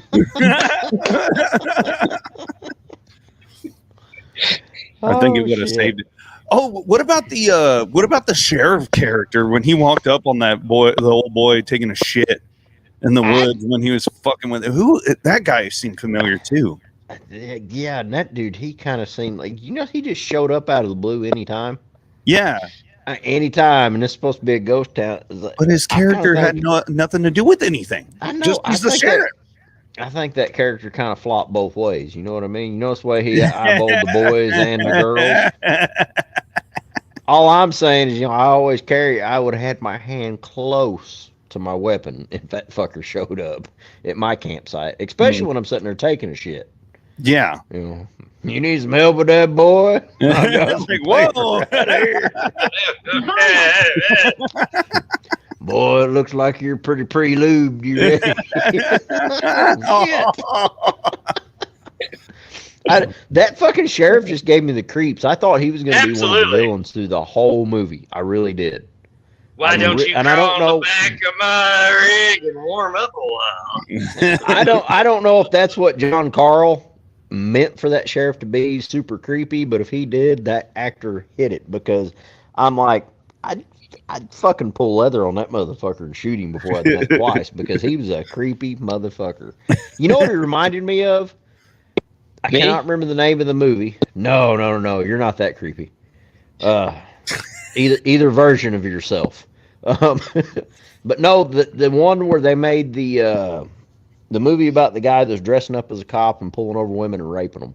Remember, that's what he reminded me of off that movie. Oh, okay. I know what you're talking about. Yeah, I cannot remember the name of it, but what that true story of the Hillside Stranglers, or no? Is it that you're talking about, or are you talking about? It was an actual true story. The guy was no, he wasn't killing them. He was, well, I guess he did kill some of them, but he just raped some of them. Well, that's kind of the story of the Hillside Stranglers. That it may be. Yeah. But yeah, that's what that guy reminded me of because I remember watching that movie when I was really young, and then this cop's like, "Ooh!" As soon as he come on camera, I'm like, "Shoot that motherfucker!" Like, there's something wrong with that one. he don't have his all together. Shoot him. Mm-mm. He's packing Shoot him. something and he don't want to use it for the right way. Shoot his ass. Shoot him now. Shoot him and get to the chopper. But yeah, and pretty much, I mean, the kills are all generic kills in this movie. I mean, there's nothing that really stands out that I can know remember. it sucks because even the characters, like there's no character that really stood out other than the sleazeball guy that was trying to bang the country chick. Actually, I'll take that back. Karen Black's, she's always awesome, and Karen does good. She was in this one, but she's always done good with her. She plays a crazy old bat that lives in that, the cabin. And she gets lit on fire. That's great. Yeah. So, it sucks, man. I just thought it was funny. There's some funny scenes in it. I guess they tried to be serious, and I was just. If they would have played the comedic element up more in this movie, I think it would have worked a lot better. Yeah, instead of trying to be serious the whole time, ripping off horror element. Or, really, if they would have just turned their fucking elements on, it would have helped this movie. Any kind of exactly. That's like when they finally figure out, oh, he wants his gold back. And they're like, gold. Well, we have to take it back to the mine. I'm like, no. My motherfucker's after I didn't get that part either. Gold. I'm like, just fucking get rid of it. Yeah. Fucking throw it out. Here's your fucking gold, dude, and leave. He's not going to leave his gold, Yeah. And so they go back all to the way mine. back. And then, that was and then the end of it, the best protagonist decides to be the hero and fucking jumps on him with something. I forgot. Did they have explosives or something down there? You mean antagonist, right? The sleazy antagonist. boyfriend. I'm sorry. Yeah, the sleazy boyfriend. Yeah. No, they did. He went through all that trouble, and his little country pie got killed and for no reason. He didn't even get laid. She had no use for the gold. She wasn't interested in the gold, and they took her out. I didn't understand that. Just like when they took out the old Richard Link. Just another kill. It made no sense. Yeah. And Richard Link, his kill wasn't even worth the shit. It didn't even show it, did it? It just showed the blood splatter on the wanted posters. Yeah. You've got a great fucking actor sitting here, and you're going to waste a death scene that he could pull off really good, and you're just going to splatter blood on the wall? Just like the country cutie. He pickaxed through the stomach, wasn't it? Yeah. And a little blood come out of her mouth. But I gotta say, I do have to give this movie props. I actually got goosebumps and my skin did crawl on one kill. On what? You don't know? No. What is it? When the 49er throws the shovel. Yes. Yes. I forgot about that, dude. No, that was badass. Well, that hit a little too close to home. There's a reason. Okay. Why did it hit too close to home? Did someone throw a shovel? Cody's first ex-wife. You haven't heard this story, Poe? Okay. Oh God, here we go. It's story time. Cody's first ex-wife. I missed. They were having a barbecue at their trailer.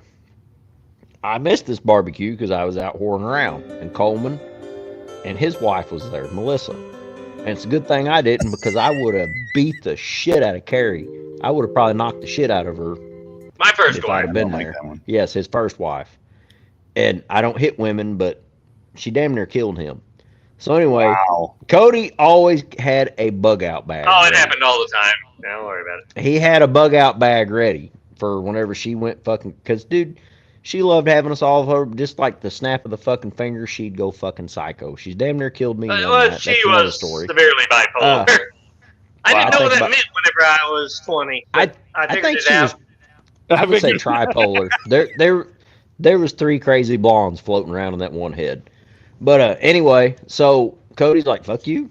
I'm going to Jason and Melissa's," and he grabs his bug out bag, gets in his car, gets in, starts the key, and she comes running off the front fucking porch with the shovel and pole vaults and You're fucking forgetting she was wearing nothing but a Holy t-shirt. shit. She was totally Donald Ducking it, naked from the waist down. Yep. Well, see, I He wasn't comes there. running I'm off just the going by what porch. Coleman told me. Damn. And fucking shoves this shovel through his windshield, and it stops Javelins 2 or 3 it. inches Spear- away from his fucking head. She could have killed him. That's why I said if I was there, I would have lost it, and I would have probably knocked the fuck out of her. That damn windshield cost $150 to replace. Damn it, dude. Damn. Not to mention, could you imagine if she made contact with your thick forehead? I know it wouldn't have killed your ass, but that'd been some Would have ruined stitches. one of my best shovels. And yeah, so. And then I guess since we're on the story of his crazy ex-wife, should we go to the night she almost killed me? Sure. I like that one. All right, so she was on medication, and she says something about, well, I Obviously. can't drink nothing.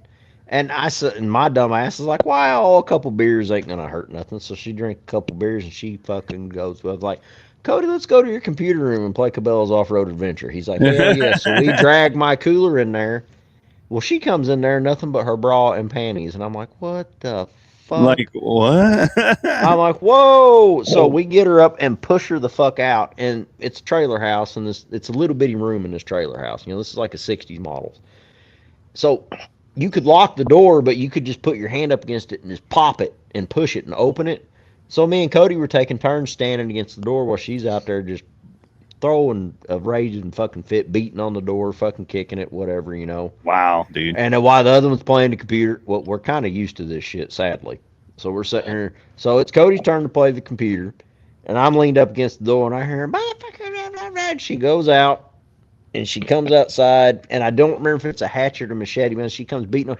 All of a sudden, I hear a ka-dunk, and I'm like, what the fuck? And I look, and there's this blade right by my head. I'm talking, Holy if it'd been shit. 2 inches over, I wouldn't be doing this podcast. Now, Cody is a very mild-mannered man. I'm talking, it takes a lot. And I'm like, holy fuck, when he turns around, he saw that. I've never seen this man get mad. He fucking yanked that fucking door up. You fucking crazy bitch. And grabs her by the shoulders and starts walking her down the fucking hall. Yeah. God 2 or 3 more bless. inches and I wouldn't be sitting right here. Cody, was it a hatchet or machete? I don't remember. All I remember was the fucking blade Machete. right by my fucking head. And I was like, and I'm like, fuck! You know? Because, I mean, it was an interior trailer house door, so they're paper thin anyway. Did she go, here's Johnny? Nope. Well, she might have, but I didn't have nothing coming out but hot air, or I would have shit everywhere. Because, I mean, it was right fucking there. I mean, it was close enough. My vision was blurry. And I'm like, what the fuck? When I pulled my head back, I'm like, holy fuck, you know? Oh, my So God. I guess we could call her Cody's 49er, right there. The curse of the 49er. Yeah, Dude, because what's scary- it took a long time to break that curse. She had the crazy strength.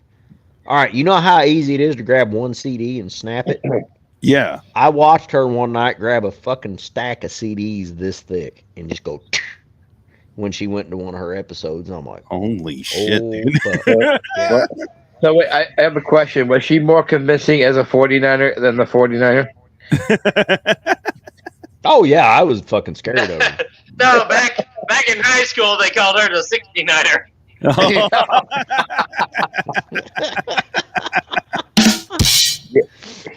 Oh, damn, that was a good one. Nice.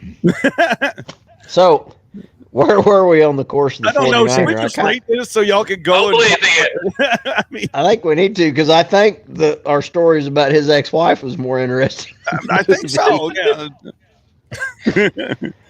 Oh, damn, this one's rough. Father Jay, have you watched the movie? I have not. Okay. Go ahead and rate it anyway. But because of all the negativity, I'm probably not going to watch it. Father Jay, get back in the shadows where Father Jay belongs. I must demand that. All right, Poe, what do you There rate you her at? Yeah, this one. Yeah, I'm gonna rate it a 3. No, hold on. I'm going the wrong direction. Sorry about that. I had a brain fart. I think I'm gonna go with a case of Paps for this one. Yeah, Oh, I've got Pabst Blue Ribbon on my mind. yeah. Mm-hmm. But are you? But are you a liar?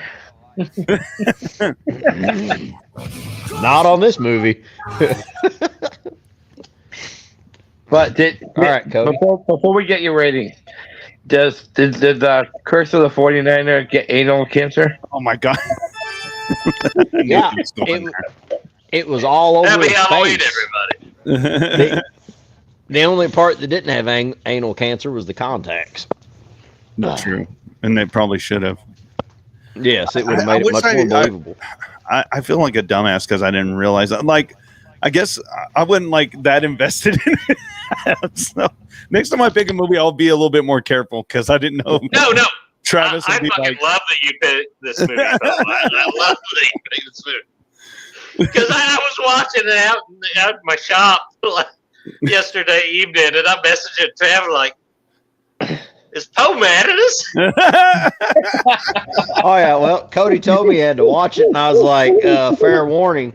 I was like, be sure and have a 12-pack fully ingested before you start this movie. oh, jeez. Yeah, I don't know. I like to throw some crazy, some crazy stuff at you every once in a while. Yeah, and then it was like 45 minutes later, Cody messaged me back, Jesus Christ, you were right. All right, Cody, what do you rate her at? Oh, go ahead. Oh God! If this movie would have just had some boobs, I know. I know. No, but it no, it had didn't. all the perfect parts to do that, and it never did. No. It would have brought it up at least a couple beer. Or took it down a couple beer, I should say. Yeah. This one, God, it was. It's hard to The watch. special effects. I mean, they could only Weren't go there. so far. They weren't there. The 49er, he looked good. I'll give it that. Not really. Yeah, And the the creepy- design. I was still more scared of the sheriff though than I was the 49er. I'm sorry, but the facial hair looked like what they done on Jackass when they shaved all their pubes and put it on that. Yes. Put it to their face. It did You not. couldn't have No, grown it a was beard. not Like, good. he couldn't have grown a beard. Come on. No shit. I mean, it was bad. Yeah. So watch The only Ghoulies 3. Yeah. The only thing they got right was maybe the hat and the pickaxe. Yeah. Maybe the and boots. Also, it's kind of a ripoff of, you can't really, whenever you think of a pickaxe, what do you think of? My Bloody Valentine, right? So you can, I mean, yeah, miners have pickaxes and that kind of fits the character, but I don't know. I don't know. It's kind of like old John got high one night and he watched back to back My Bloody Valentine and Leprechaun all at the same fucking. It kind of infused him. Oh wait, I'm sorry. He was on something with this. He was on psychedelics, and he didn't realize he watched them at separate times, and they kind of fused It together. just mixed it into one movie. Yep. And that's where it come together at. Hey, now, that makes sense. That does make sense because I mean, he was around Don Coscarelli's age, right? So they might have partied together. I could see You that. never know.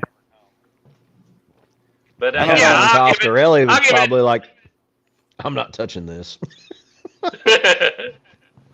Don't blame this shit on me. I just gave him the mushrooms.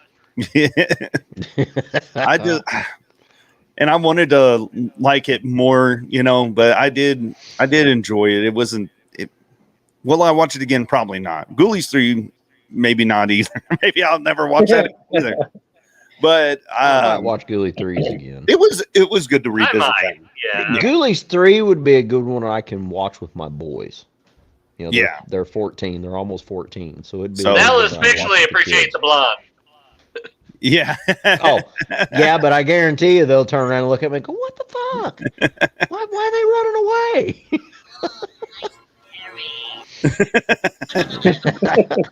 Bubble Sally.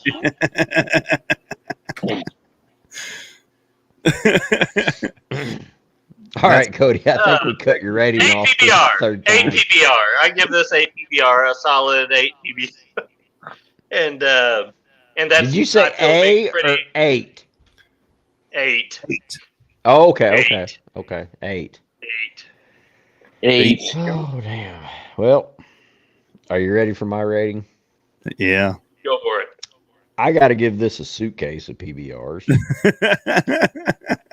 24 back. And Fair enough. a suitcase is 24 because it's looked like a suitcase. What? And before I ever start on the PBRs, I need at least 3 to 4 shots of wild turkey. Not 101. I need the rare breed. I need the 108 proof. Wait. Yeah. So, Started. Or eat some mushrooms out of Cap's front yard. No, I will die before the movie starts. Completely wasted. Well, yeah, it makes Wait a you minute. forget how to breathe non-manually. I'll never make it to push play. Cody, do you know what this means? He rather watch Sleepaway Camp than this movie. I would rather watch Sleepaway Camp than this movie. You are correct. Now, Father Father Jay. Jay, get back in the shadows. We We're did seeing it. too much. Get I back in the would. shadows. Go. Wait, watch him. He's about to fall out of his chair. I've seen this before. So there he goes. Donald Dale. Yeah, this movie, and when it started, when I started seeing the actors in it, I'm like, damn, this is going to be an all right movie. This is going to be pretty good. I was like, damn, Poe has found a gem, and I'm like, No. okay. But a quarter of the way through, 5 I'm like, minutes later, you're like, what the Poe, fuck am I I'm watching? like, Poe has found a turd that needs polished, and I'm like, He's like not William enough polish. And we're just the shits to do it. Shatner. and then I'm like, That's why. Poe is That's why. punishing us for something. Penny Poe. They call him Penny Poe. They call him Penny Poe. So stupid. Oh man, I'm having too much fun with this, by the way. there was. all right. So that was Get in the first of shadows, Father 49. Jay. Nobody asked you. Stay in the So shadows. that was the Curse of the 49er. And the thing is, remember, folks, when you get ready to watch the Curse, the Curse is having to watch this. It's not about the fucking gold. The Curse of the 49er is if you watch this motherfucker, because you will be cursed for a while. So, And Shall my we first jump? life I'm will trying to visit be you in big your dreams. that could be bad, yet kind of crazy. And yeah. Oh, yeah, this is how crazy his first wife was. We were all good friends. We were on a fucking float trip. I'd never went inner tubing before. I'd always went on canoes and we Yeah, carried we work canoes to the inner tube. canoers and kayakers. That's, So, yeah, we're floating down inner tubes, and me and Cody are not enjoying ourselves because we don't like this fucking inner tube bullshit. No. And Carrie's like, I'm going to tell him. Cody's like, no, don't tell him. He's like, I'm going to tell him. His fucking wife leans over. And No, she's it's like, more like, oh, God. don't she's tell like, me. me and Cody were having sex the other night. And I'm like, what? She's like, I'm like, and I don't told him, I want to have sex with you. I'm like, the fucking what? wanna- Like, no. And I'm You're like, my oh, best oh. friend's wife. And Cody's like, oh. Oh, amazing. And I'm like, I mean, I'm flattered, but no. You're my best friend's wife. I am. Yeah, hey, this is Southeast Missouri. We only fuck our cousins, not our best friend's wife. Yeah. Cody's like, yeah, really. We were in the middle of sex and she tells me this. Yeah. You're like, yeah, take Oh it. my God. She's- I didn't even have a punchline to come back with this one. I'm like, Here, we're gonna. sorry. Anytime a story of your ex-wife comes up, when y'all tell it, I got some background music. So Fantastic. crazy. Oh damn it! It didn't do the right one. Sorry, wrong one. You should do the psycho music. Oh, dude. Okay, I'm on the hunt. I'm on the hunt. Fair enough. She did stab me several times. Yeah. Many times with a big fucking orange dildo, but it was still considered stabbing in our book. Yeah, I pulled a shotgun on her one day. Damn. Really did. Well, This sounds like a movie. This sounds like a movie Okay. that should be made. I've got one more Carrie story. So we're having a get together, and she's wanting to fuck, and I'm like, dude, come on, you got to take one for the team. Get her the fuck out. I was like, Cody, go on down Well, there. on top of being bipolar, she was also a nymphomaniac. Yes. When her mood would change, that mood might be want to be rape somebody, and usually me. So I was like, Sometimes. Cody, you got to take one for the team, dude. She banged a lot of and other dude, dudes, she too. was an awesome cook. Like, she'd invite us over, and the kitchen table would be full, the kitchen counters would be full. She would have food sitting on the chairs, lasagna, brownies, cookies, cakes, pie. I mean, you could not name everything, and it was all amazing. You would eat and drink till you couldn't do nothing but sit there and be foundered on the fucking couch, praying you were going to throw up so you could go back and eat more. So, anyway, she threw this big deal, and it was just me, Cody, and our other buddy, Boom Boom, which is a 350-pound lad, probably 450 now. And so we're sitting there, and she, yeah, what's because he's diabetic and he's going to die if he don't now. But anyway, so she's like, she's horny as hell, and I'm like, Cody, you got to take one for the team. Go. You got to. Dude, she's done all this. Go. Get her the fuck out of here. He's like, all right. So all of a sudden I hear, oh, fuck no. Oh, hell no. And I look up, and Cody's running down the damn trailer and hits the door with no shirt on, just his jeans. I believe he had one boot on and one boot off, if I remember right. And I see Carrie run to the door in this like crazy psycho pose with the fucking like a water dildo that's about fucking 18 inches long, orange. And she goes running out the door, and I look at Boom Boom. I'm like, oh fuck. And I'm like, what the fuck? So I'm on the love seat. Boom Boom's on the couch. We're playing fucking PlayStation 2. I had that old funeral home furniture. The funeral home furniture. It had the really had the legs. flowery, it had the tall legs on it. The legs were like 12 inches tall. So I get underneath the love seat because she's coming back. We hear her, and I look over. Yeah, because he was probably like a buck 30 at the time he weighed. Yeah, I didn't weigh shit. Boom Boom was probably Boom Boom was like over 350. So, and I look, and I'm like, what the fuck? And Boom Boom is under this fucking couch. And it's not up in the air. He's flat. He's like a fucking cat that's scared to death hiding. I'm like, how in the fuck did he fit under there? Oops, excuse me.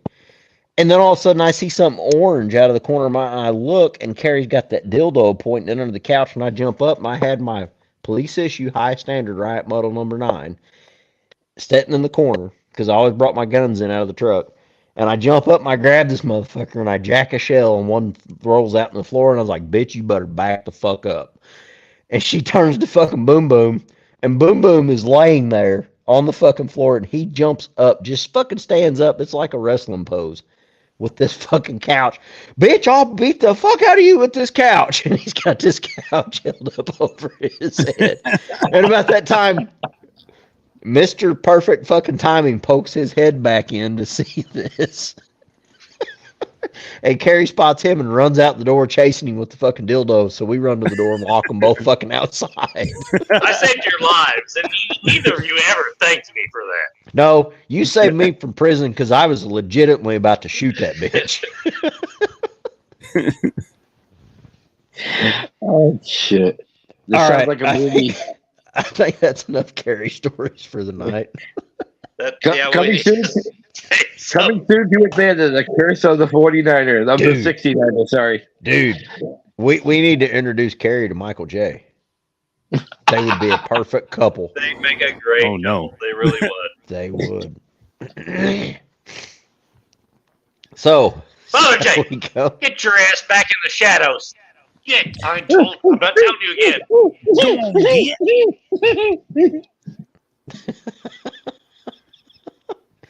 So I guess we shall go to our third feature film. And I got to say, this is the best one. And I really love this one. Never Hike Alone 2. It just dropped 2023. It's got Tom Matthews as EMT Tommy Jarvis. You got the legendary Tom Matthews. Yes. And All right, ooh, gentlemen, real quick, while you're doing your review, I'm ducking out because I didn't see right. this. So Okay. I'll be right back. Okay. And Tom Matthews has not aged well. Is it just me, or is he's got to be around 70. I don't know how old. We're going to find out. 64? Because I want to know how old Tom I Matthews. think. I want to say 64. We're about to find out. All right. Cue the Jeopardy music. How old is Tom Matthews? All this time, you're just now talking into it? I thought you were typing. Damn. No, you're right. He's 64. He's not as old as I thought. I thought he was No, he's not 70. that old. Well, I thought from the other one he was in, I thought it was like, wow, he's really aged a lot. But anyway, does a great job in it. You got Vincent Gustafaro. I'm fucking that up. Gustafaro? Yes, Gustafaro and Gustafaro. Anna Campbell. They hit this one out of the fucking park. It's a fan film. It is beautifully shot. The dialogue is really good. It's not great, but I mean, it's really good dialogue. The acting. They were catering to the fans. And the thing, Yes. I'm sorry, don't mean to interrupt you, but the thing that really hit home with me the most about this was Tom Matthews. You could tell Tom Matthews and Vincent Gustafaro, or whatever the hell his name is, they weren't phoning this in. They were giving their all on it. Oh, And, they were doing great. You could tell they were so into it, and you could tell they had so much love for the project, and so much love for the fan base. I mean, and Tom Matthews has been out of acting for over 30 years. He owns a construction company now. Yeah. And this is he's fan wealthy film. in his own right. He didn't have to come back and do this, just like he didn't have to come back and do Friday the 13th Vengeance 2. Yeah. Which I loved him in that too. But I don't know if they got any money or not, but did he even get any money out of this? I don't know what he got paid. He got paid. So I guarantee but I guarantee it wasn't much. I mean, it's a fan film. Yeah, well, he did. Like I said, he didn't have to do it. I don't know about the Vincent Gustafaro. I don't know what his financial situation is or anything, but you could tell he was pouring his heart into it. Both of them were. And, now, granted, Tommy was a lot better acting than Vincent, but still, Vincent. I'm not nitpicking on Vincent's acting at all. He did a good job. Well, a lot of us are writing too. There's only so many times you can say "you bang," Yeah, exactly. But that being said, his character arc too, I like. I mean, it for a fan film, it had good writing. I was surprised by it. Like I said, Vengeance 2 was a lot of fan service. Vengeance 2 had fucking awesome special effects. The practical effects were off the hook for a fan film. Fan film.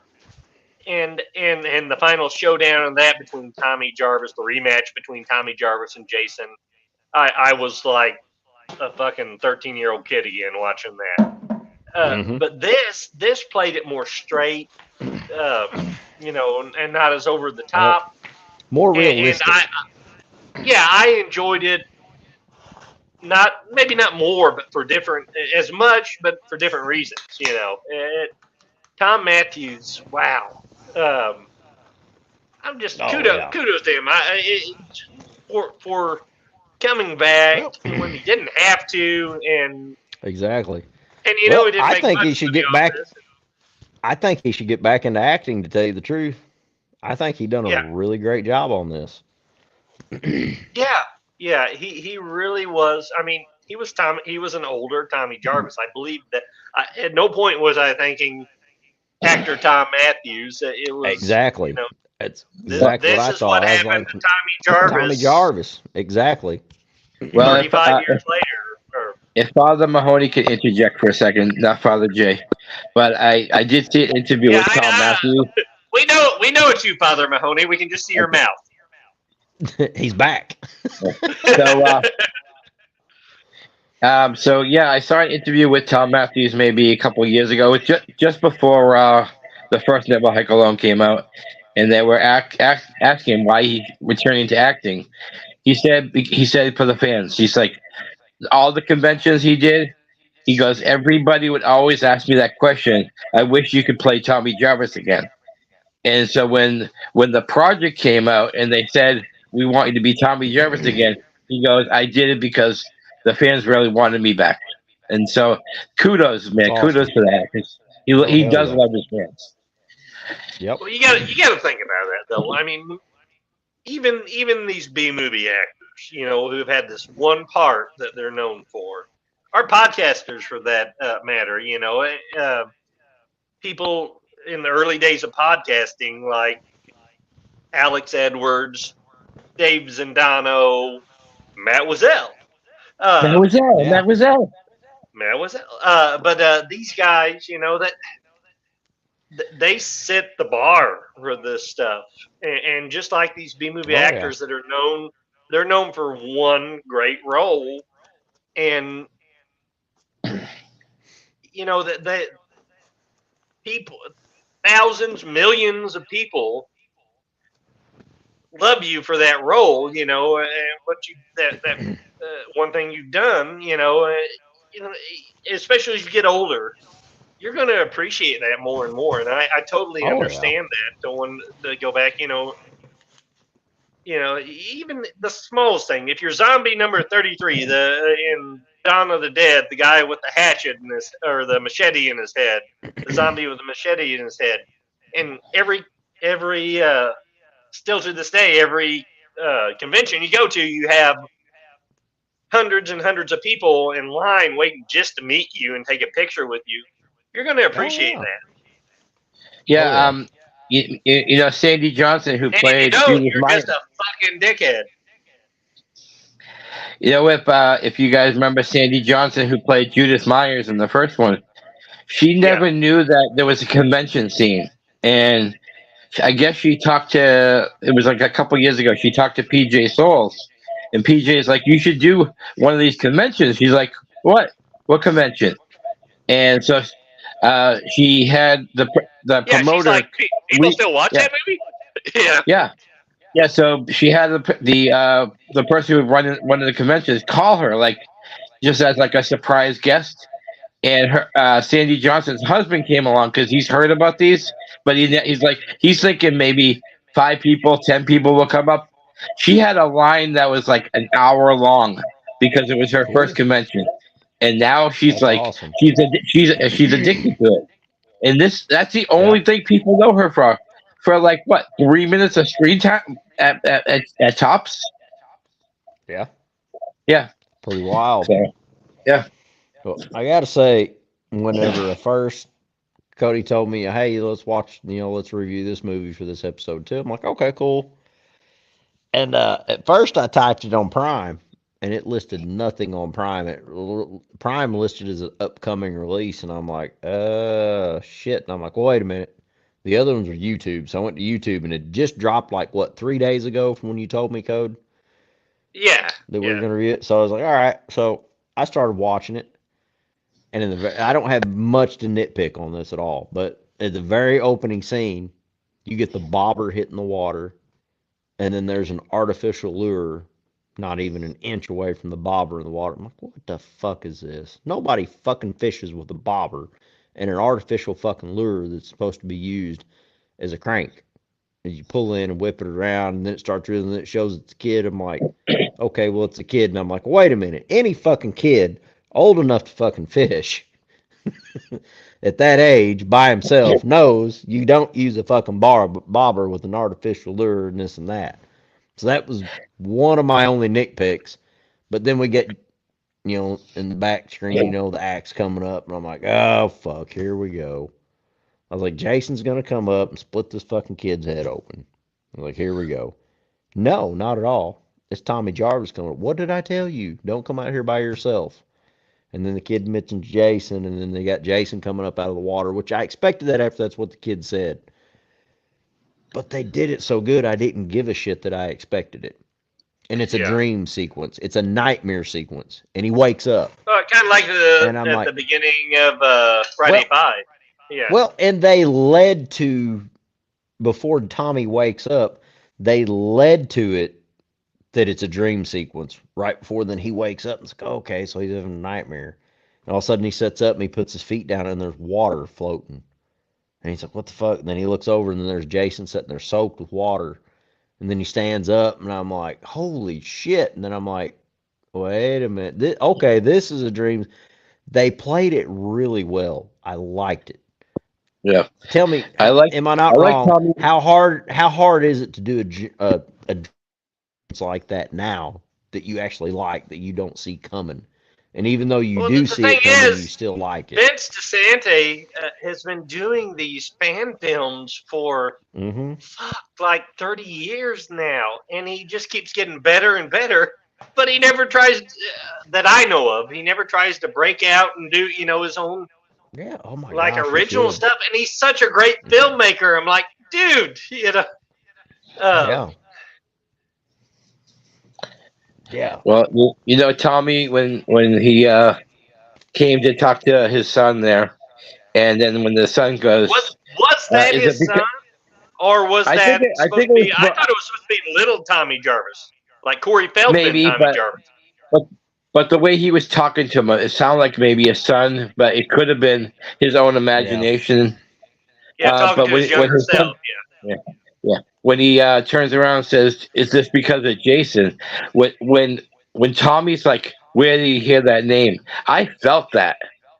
Like I like you guys talk about how he hasn't been an actor in so long. That was such a convincing short line. Where have you heard that name? Sure was. Yeah. Yeah. Yeah, the whole sequence was just, bam, it had me hooked. I mean, when I started this, I was sleepy as fuck. I'm not going to lie. And then I saw the bobber hit the water. I'm like, oh, fuck. This is starting out with the bang. And then right after that nightmare sequence and all that, I was hooked. I watched the whole thing. And I was good. I didn't get sleepy at all through it. And how about how they interwove the timelines of all three of the Never Hike Alone? Oh, they did it great. That was good writing. I'm sorry. That was like professional quality good writing. The only thing that was like a flyer was, they made him as an EMT, which is, you don't know this man's profession. You don't know what he's been doing for all these years and all that. So, and they wove it in if he's still alive, he went on to do something. It's not like he was ever. I'm Tommy Jarvis, I killed Jason. Yeah, right? And then Anna Campbell playing the doctor, and that was her son from the other Never Hike Alone. From the prequel, Never Hike in the Snow.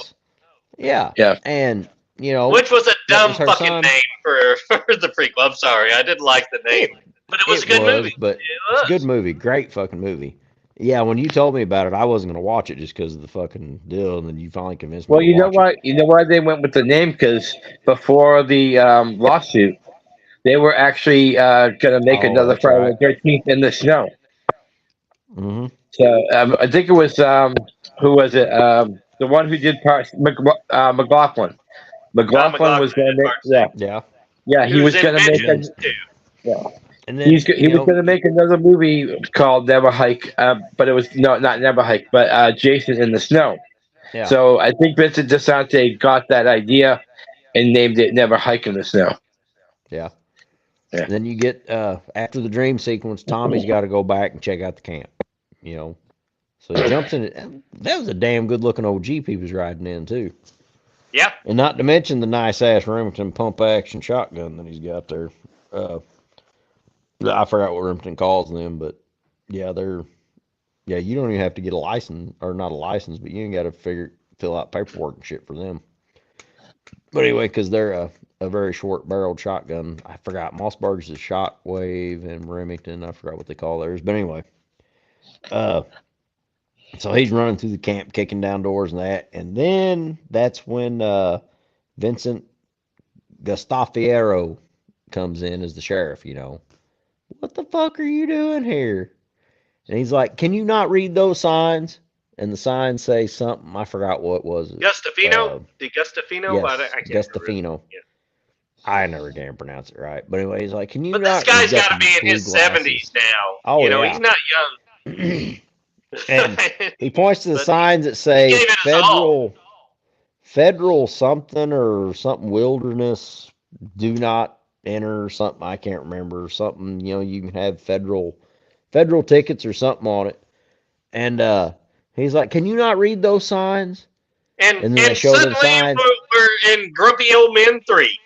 Yep. He's like, can you not read those signs? They say, keep the fuck out. And he's like, why is it? Anytime there's a problem up here, you're always here. You're the only one I see.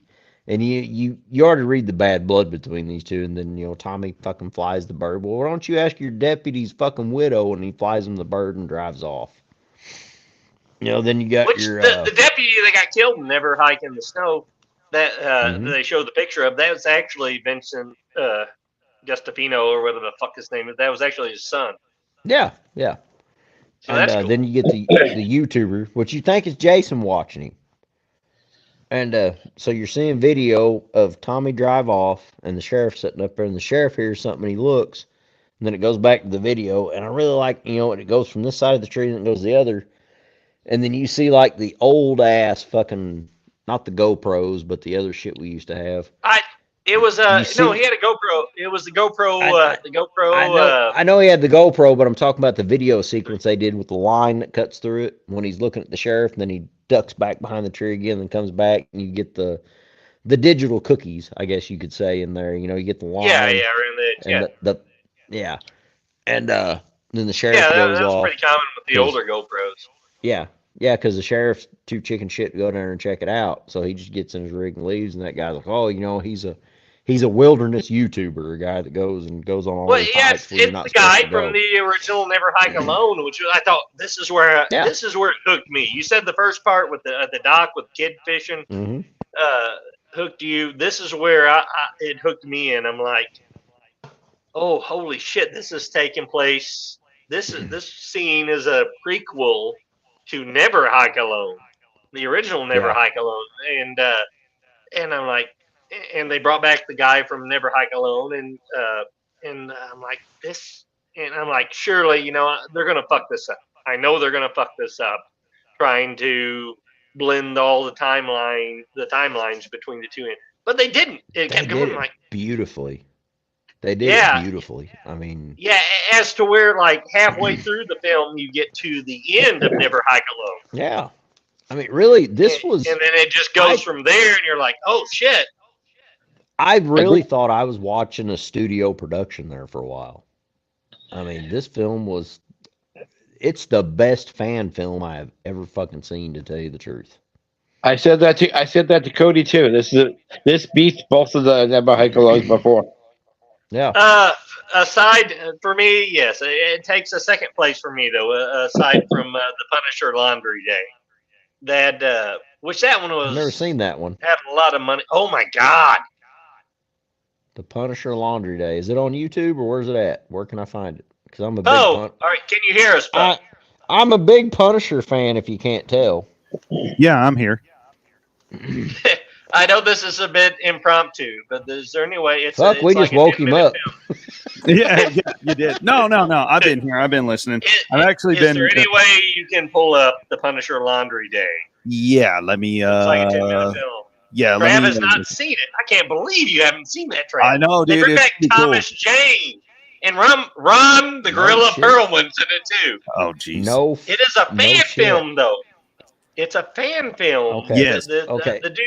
Are we gonna watch that on our show, or are we gonna let's save watch that it for later? Let's do it. All right. Or do we want to finish our deal on Never Hike Alone? Fuck no, we'll get back to that. We got more important business right now. Let me find it. Y'all finish your deal. Okay, but I wanted to show you. Can I show you what I was working on while you were talking? So anytime, all right, we got a new tradition here. Anytime that someone mentions your ex-wife, Cody, so which one? We actually used to play that whatever that album Black Butterfly from Buechler came out. Like That's your ex-wife. Yeah. And then when Travis tells a story about your ex-wife, there's some background music for her.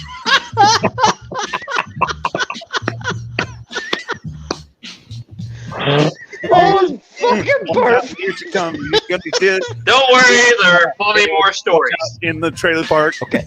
Hey, and I want to just point to, I never did fuck his ex-wife either. I want to make sure that's explicitly known. Everybody else did, but not Trav. You better I watch was out. one. Duck your I was head. one of the few, the proud, the fucking scared so that many. didn't do it. I know. You know why though? Oh, damn. Yep. No, actually, I lean toward the crazy ones more, but no, that one just no, that's my best friend's wife. Fuck no. All right. That scared the shit out of me. I thought y'all would enjoy that. All right. Let me find that fan film. All right. Be right back. So we were at okay. So the YouTuber, and then it cuts back to Tommy going, I mean, this thing was blended so well. You know, it cuts back to Tommy going to work. It shows him driving his Jeep into work. And you don't know what's going on first. You know, the other two EMTs. That's the only other nitpick I got. I've never seen EMTs that work in threes. They're always twos. But anyway, I'm not nitpicking on that too much. So like, hey, boss, you know, can we set up shop inside? You know, well, actually, I'm not sure they're EMTs. They're more like a rescue. So if you notice that, because they call them a rescue team, not an EMT team. So Well, and they're working out of the hospital too, so yeah, they're not like something a little different there. ambulance But then again, other places, I mean, their ambulance sheds may be set up in the hospital, and I mean, why not? Because it'd be, to me, that'd be better than anything else. But anyway, so Tommy walks up, and then you got Anna Campbell, I can't remember her character name, sitting there staring at, you know, the post-it board outside the hospital of all these missing people. And you know, this plays in, and he's like, hey, what are you doing? You're not putting two and two together yet. But anyway, Anna's son was out of the Never Hike Alone, the main one that gets killed on it. never hike in the snow. Yeah, Never Hike in the Snow, I'm sorry. But you know, she knows he's dead, but they never found the body, and they never find the body. They got all these missing people, but yet the local law authority keeps sweeping all this under the rug. I mean, they've got hundreds, it looks like, of missing people, but they keep sweeping them all under the rug. And kind of goes back to Tommy Jarvis and the sheriff having their headbutting feuds, you know. Like, you know what's going on, Sheriff. You know what's going on. It's Jason. And then we get to, it's kind of your basic camper kills, but they put a little bit of a twist on it, and I liked it. You got your couple that's fixing to fuck, but they don't get to it because they're interrupted. By no campers stumbling through their camp and falling down. And you're no, it was a rabbit first, remember? Oh, it's just a rabbit. You know, like any of us guys would say when they're sitting there spooning, and his old pecker's starting to stand up. What was that? Oh, it's nothing, this is a rabbit. The rabbit, and all of a sudden, then that fucker has to lose his footing right there, or otherwise Jason would have chased him past their campsite. What a dick. You're dying, but still, I mean, you could have made it another fucking 50 yards. What a prick. Am I not right? So anyway, he falls out in their campsite. That's not a rabbit. And so this dude goes and checks it out. He's like, it's a dude. This guy's lingo threw me off, but seems like typical California lingo to me. I don't know. So Father Jay's throwing me off right now because he's not in the shadows. Get back in the shadows. I'm Father Mahoney Jay. right now. Oh, that's Mahoney. I can tell. We can just see your mouth. Yeah, true. Mahoney. It's uncanny how when you're in Father J, you're in the shadows, but when you go to Mahoney, you're right here the whole time. No eyeballs. You're all mouth. But so yeah, then he goes out And that guy gets up. You got to go. You got to run. You know, they roll him over. He's got a stab wound in the abdomen. And he gets up and takes off running. And you see Jason in the background. And all of a sudden, that guy's like, what the hell? Anyway, he gets that guy, stabs him, and that girl unzips the tent. And at first, you think it's just the boyfriend's head, is what I thought. But he's sitting there shaking. No, it's because he's got his fucking back of his head speared through the machete, and he's shaking his head off the machete and then throws it in the tent. And the blood's, and then in the next camera, and they did, this was really creative. I like this because, you know, he's sitting there, motherfucker, get the fuck off my, gosh damn it. And he kicks it off. And when he does, the blood splatter hits her face just a little bit, not too much, you know, just a little bit on the cheeks and all that. And then she does a scream and then takes her out. And this is where it ties into Tommy being the EMT rescue team, whatever the fuck you want to call them. And this is where he first runs into Jason, which from here on was great. I have no complaints at all until they're back at the hospital. But, so, and I'm not sure who called in. Okay, yeah, no, it was the forest ranger that found the hiker, the original hiker, correct? Yeah. Yeah, okay. So she sits there with him, and they show up, and that's where I don't get. It's a 3-team EMT, but they're kind of EMT / rescue team. So they go up and get him, and it's dark, and Tommy says something. It's kind of strange, this guy being out here by himself. She's like, oh no, this happens all the time. They watch Bear Grylls, and they think they can take on the forest, and yada yada that. I'm like, bitch, you can't. You don't see what a stab wound is. I mean, you don't fall into very many knives in the forest or anything like that, and this dude isn't carrying a machete or anything like that he can impale himself on. So anyway, so they get maybe he run into a tree. Who knows? And this is the only other thing. Her vehicle's parked downhill from where it was at, and I'm sitting here watching this, and I'm like, this is one of the only little pet peeves I had. Yeah, when Jason's in the back seat, I mean, that's not Jason. No, that's not Jason. That's out of character. The kill was fucking cool. Because she gets in there and all of a sudden she looks in the rear mirror and then he shoves the machete or whatever it was through her neck. It was an arrow. It was a callback to the original Friday the 13th. Oh, was it an arrow? I didn't notice that. And then where the fuck did he get an arrow from? Does he just carry him around with him? You remember Never Hike in the Snow? It opens when he kills the doctor's son with a bow and arrow. Yeah, with a bow and arrow, yeah. Okay, yeah, but I didn't see a fucking quiver on his back.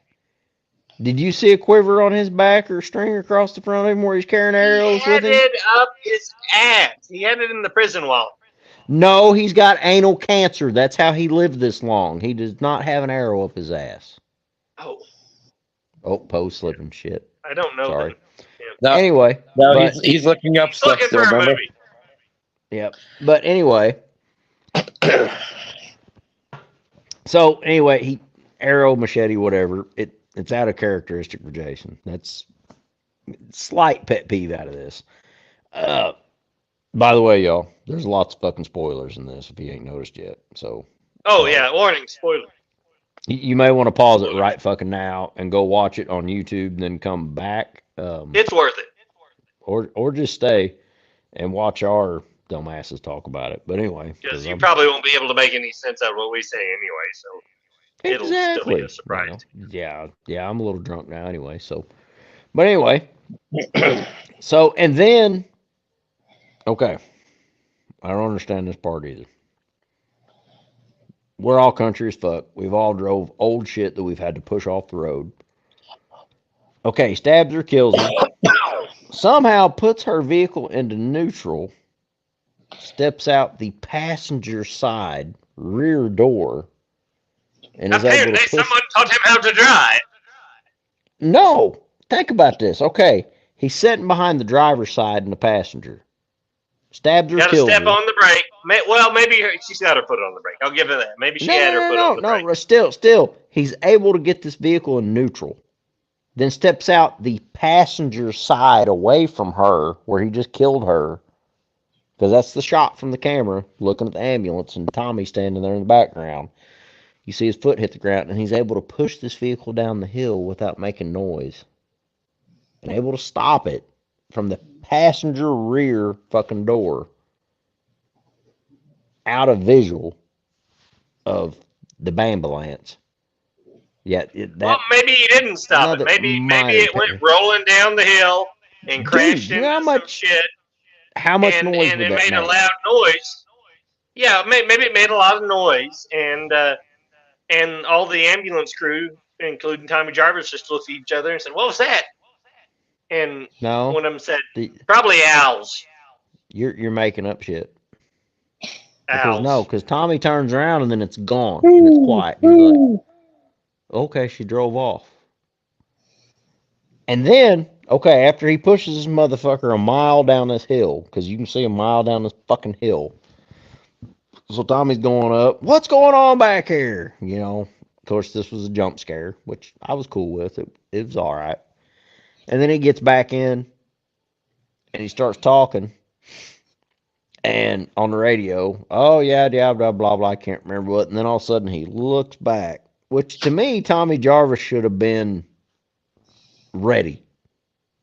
He's in fucking Jason's woods and he knows it.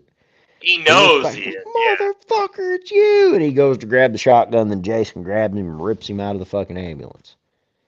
Now, the fight scenes are pretty fucking decent here. You know, the male one hears something going on, goes outside. Where the fuck did the axe come from? One of my other little nitpicks, because he carries that a lot in these. Yeah, I know, but it's like gone. It's an axe now.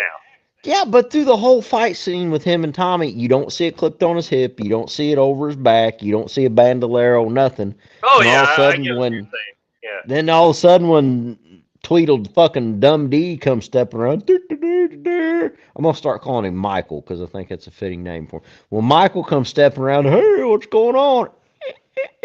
Okay, I'll do that. And just all of a sudden, he gets the axe. And I'm like, where the fuck did the axe come from? All right, I'm bad about nitpicking. Don't ask you know this. me no more questions, I have a theory. and I won't tell you no lies. lies. What's your theory, Mahoney? Oh, sorry, Father Jim. Where did any of his weapons come from in any movie? Well, he always had the machete in his hand. Yeah, but and then he had the tool belt. You got to remember, this is part 6, Jason, so he has the tool belt. Yeah, but remember in part 7, he comes up with that like crazy chainsaw thing after Dr. Cruz. Where did he get that? It was a weed eater. In most of them, they did a good job of showing where he got it from. But then again, I don't want to nitpick too bad because I really like this. So then you get the battle, and then he knocks out Tommy. Then the girl steps out, and I can't remember what happens to her. All I remember is Tommy sees her underneath the ambulance. He's able to get, yeah, she gets killed. I think he fucking strangles her, snaps her neck or something, doesn't he? Anyway. Yeah, so he's able to get back in the ambulance, and he looks out the back door, and the kid's strapped down, and he can't get free. You know, the one they were trying to rescue. And he looks at, hey, Maggot Head, you remember me? And then he drops it and drive and takes off, and I'm like, why didn't you put it in reverse and run the motherfucker over? And then go forward and then go back again. Well, I know why he didn't, because it would have been a very short film. Well, no, he had the guy in the back. He was trying to save the hiker. So yeah, but here's the thing. How did he know the stretcher was strapped in? So if he'd put it in drive and took off, it would just give him to Jason. Because the doors were open. Part about this, which I've watched the original Never Hike Alone, what they call the Ghost Cut. Yeah. That they released last year, and you remember in the first cut of Never Hike Alone, the only time you see Tommy Jarvis is when he sticks his head around and says, "Hey, Maggot Head, remember me?" He was actually in that whole scene when they get to the ambulance, Tom Matthews was, and they cut all of that out Really? for the original cut. Yeah, because Yeah, I in the haven't ghost watched that. cut, in the ghost cut, he's in the whole scene. That's cool. So they had all this Uh, footage. They had like 5 minutes of footage of Tom Yeah. Matthews, and they chose to only use that But one they brief do cameo. they do keep up with. It paid off now. I mean, it paid off. Oh I see yeah. why they did it now, but back then, when Yeah. Why wouldn't you Friday left it? fan films were not a thing. No. That was a bold move. We got to have all Well, this matter of footage fact, of the this- star of this Yeah. or This- franchise this- movie, and we're gonna just use a brief cameo when we have like 5 minutes of footage to use. Well, this fan film series here is what started the Friday fan films, really. When you think Absolutely, about it. Yeah. without a doubt. But then, now they do keep up to Jason's character in this, where they drive like, what, 20 miles down this road, and then he decides to stop and check and see if he's still following right behind. And I'm like, dude, you just drove like 20 miles. And I'm like, this motherfucker's going to come out of the woods to your fucking little right or left. Watch out, And because Jason does that in all the films after the third one, You run 100 miles, you take a break, a tree, go take a step around Jason, that motherfucker. Yeah. So I like that they gave that throwback. But Tommy should have fucking known better. And he knows he's not going to be right behind. But then again, I think he wanted to check on his patient too. So, and this was a great fucking scene here where he goes to get back in the ambulance and he's fucking their motherfucker. And Jason takes a fucking 12 gauge right to the fucking chest. Whoa. Knocks him 20 fucking foot back, which is totally Hollywood bullshit, but it was fucking great. I loved it. Because the 12 gauge don't knock you back, they just go through you. But knocks him back, and then he gets Especially in there. point blank, yeah. Yeah. But before he done all this, he made out the message to the sheriff. Whatever fucking road. Cunningham several Road. Casualties. What's Cunningham that? Road, yeah. Cunningham Road. Cunningham Road. John Tell Cunningham. him Jason's back. And when the sheriff hears this motherfucker. Fuck, yeah. He's, There we go he's again. like, I'll go, sheriff. He's like, I got this. I'm not dragging you into this. And the sheriff goes, And you got to remember the sheriff, who was the deputy in part 6, he's never seen Jason. No, he hasn't. Yeah. He's still his mentor, the sheriff that got killed. Believed that Tommy was a nutcase. yeah. And and for 30-something years, he's been carrying on that same belief, understandably. Yep. Oh, yeah. And then he goes out, and this is another thing that was not characteristic of Jason. He piled all the bodies in the SUV and pushed it off the road. Jason wouldn't do that. Yeah, why would he do that? Motherfuckers laying. Jason would leave them. Well, he would have never done that with the fucking not a warden, but a park ranger. He would never done that with her. He would have fucking killed her, left her in. Well, he would never gotten her fucking vehicle. First of all, he might have come from underneath her vehicle and yanked her down and fucking slowed her That throat being there. said, Trav, let's go way back to Friday the 13th Part 2. Remember when Jason piled them all up in his shed, all his victims? And, there's a little bit to go on there. I got more Yeah, foreskin I agree. to go on there, though. Yeah, That's- well, this is zombie Jason too. It's a different. I don't think Friday the 13th Sure. Part 6 Jason would have done that. No. No, we're talking Zombie Kane Hodder Jason now. Yeah. So, anyway, so he finds that and he freaks CJ out. Graham. And the first thing he thinks is this Tommy fucking Jarvis doing this. So, by then, Tommy's back to the hospital. All that good. And the only thing, he really don't give a shit if this guy lives or dies. But he needs the guy to live so he can say, yeah, this what mask wearing motherfucker did this is what he's wanting. Yeah. Tells him, and then by then there's an APB out for him. And the sheriff, all of them show up. anyway, the doctor's trying to sneak the YouTuber out with Tommy because he's convinced him to come back because they find his mom's head. Yeah, I didn't like that either. That's where his power comes from, his mother's head. That's what It they was a figure out stretch. because It really that was. was a stretch. But I gotta give it, it's a fan film. How many fucking movies have they made of Jason? They never And now they're explained this doing shit. this? Yeah. Exactly. How many movies have they done of Jason? And now this is a fan film. And I feel this fan film was better than the last 4, maybe 5 Jason fucking movies. Hollywood blockbusters, to tell you the truth. I'll go that far.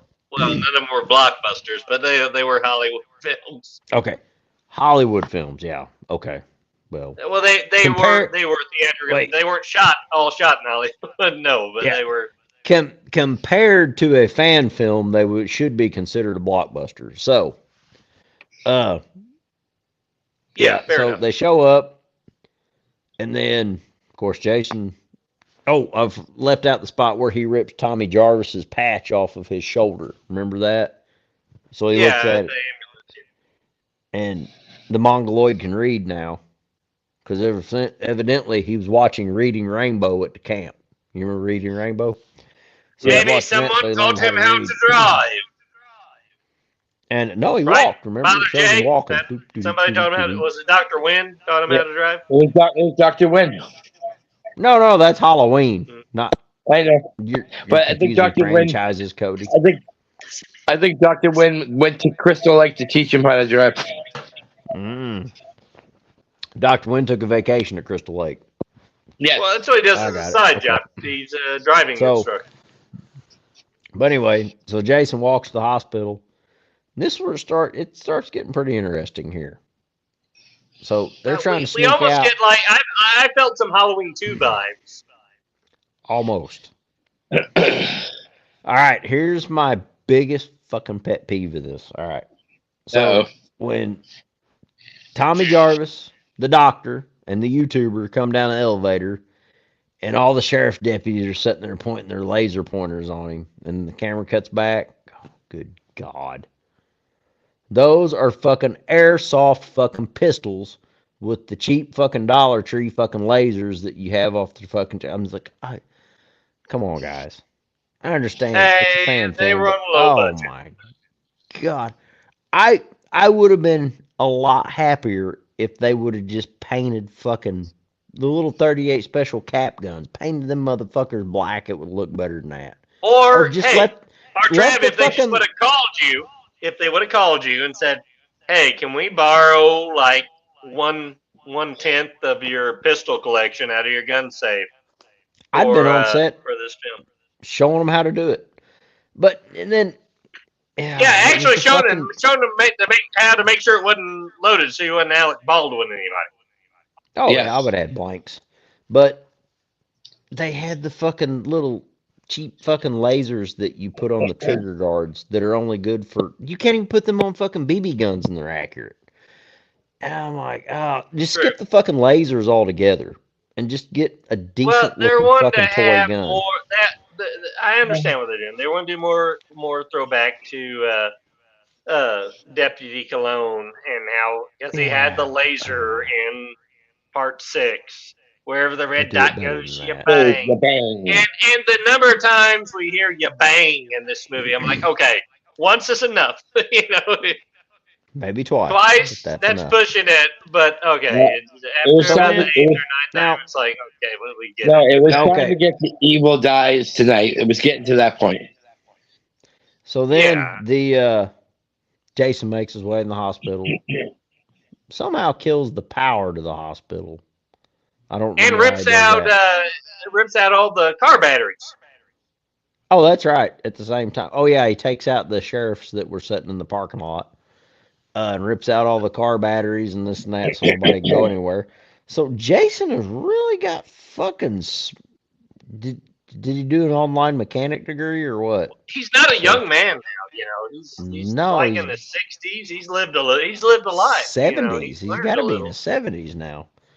So, anyway. So, and for some reason, all of the hospital's lights are red.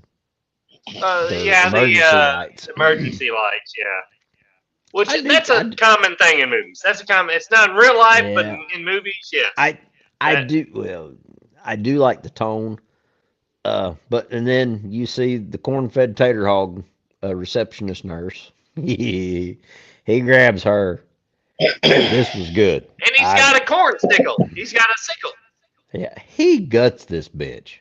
I'm talking straight up. You see 120 pounds of guts come out of her. I'm like, that's realistic. They'd be a lot of shit hitting the floor. They did a great job on that. Then they all run outside to hide, and the sheriff scene. He done so good up till now. I got something for him. And don't we get a one more? Hey, what do you call Jason? I can't remember. You see them red lights? Well, that's where you bangs. And I'm like, ah. Then his acting. But that being said, right before that, I did like his character arc with Tom when he, he apologizes to Tommy Jarvis. I'm like, okay, he does. His character came He's full real. circle. But then to watch him shoot his fucking airsoft pistols. He's like, yeah. It's worse than what you're doing. No, pistols bounce. You can tell this man's never shot a fucking firearm in his fucking life.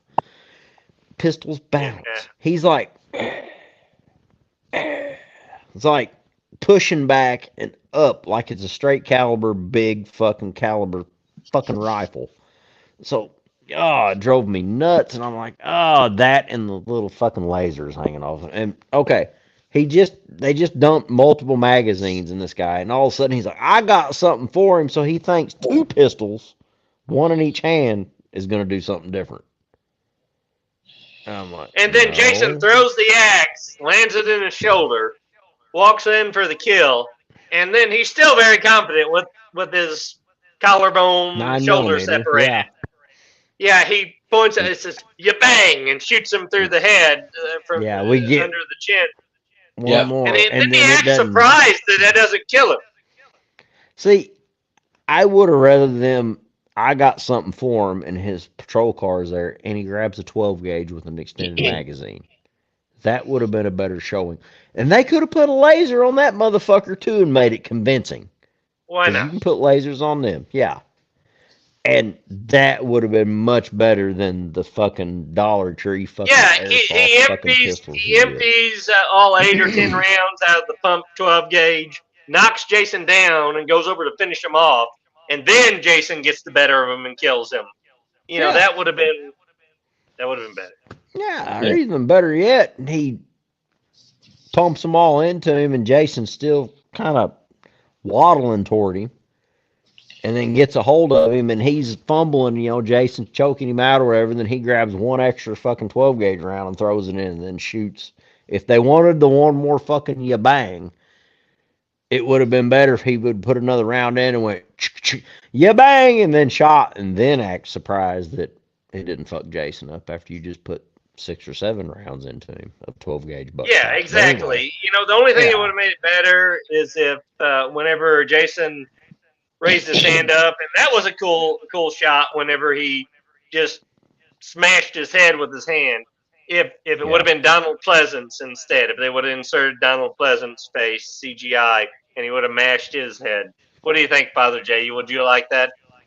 I definitely would like that. I shot him over 6 times. Over 6 times. Fuck. And now anyway. That, okay. All right, so, and another thing, one more nitpick on the fucking guns. How many times did each gun shoot out of his hand before he was emptied? I didn't count. Only 5 or 6. And I'm sorry, the full-size 9mm should have at least 16 rounds, even if it's an off-brand 9mm. Yeah. I don't give a shit if you bought it at Dollar Tree. Should be at least 16 rounds. And I've not seen a 9mm kick that fucking hard either. But anyway, all right, so we'll move on. So anyway, they go back to camp. They go back to the camp to destroy Pamela Voorhees' head because they've decided that is what Jason's power comes from. The power source. Yeah. That's my other only. And the YouTuber's Which got to be there because he's got to show him where it's at. Reinforces the belief So- I've always had that a little head can give you a lot of power. For a short period of time, yes. This may explain your first marriage. Maybe. Yeah. So, but okay, what threw me off was in the hospital, if I remember right, he tells him it was in the attic he found the head, correct? Yeah. But when they go to the cabin, they never go in an attic. He's like, it was right here. I'm like, wait a minute. Well, they find it. Yeah, they find it someplace else. Yeah. Well, no, they yeah, never went I in an attic to look. They're like running this cabin, and you see Jason in the background, and he's like, all right, yeah, it was right here. And I'm like, you motherfuckers aren't in the attic. And like, oh, well, let's look somewhere else for it. And they go digging around, and he finds it in I think it was a cooler. Oh, I found it. And I'm like, y'all never went in the attic. So that was one thing they screwed up on. Like I said, I got nitpicks, but they're still, it doesn't take away from the film. I like it. it's still a hell of a lot of fun. And the final Yeah. showdown we get to with Jason, where the mother, Tommy Jarvis, when they get there, tries to send the doctor back, the mother of the kid who got killed and never hike in the snow, and she is going to leave, and then she looks back and sees what the axe laying in the Yep. and she's not going anywhere. She's going to stick around, but and she comes to save the day, which is a cool throwback to the original Friday the 13th. I like that whenever Tommy's running from Jason and he turns around, he's in the archery range, and I'm like, this is pretty cool. And he gets hit by a couple of arrows by Jason, just like the kill in Friday the 13th. I can't remember her name, the chick that was pinned to the wall. In the cabin, or to the door, rather, in the cabin Friday the 13th. I'm like, this is a nice throwback.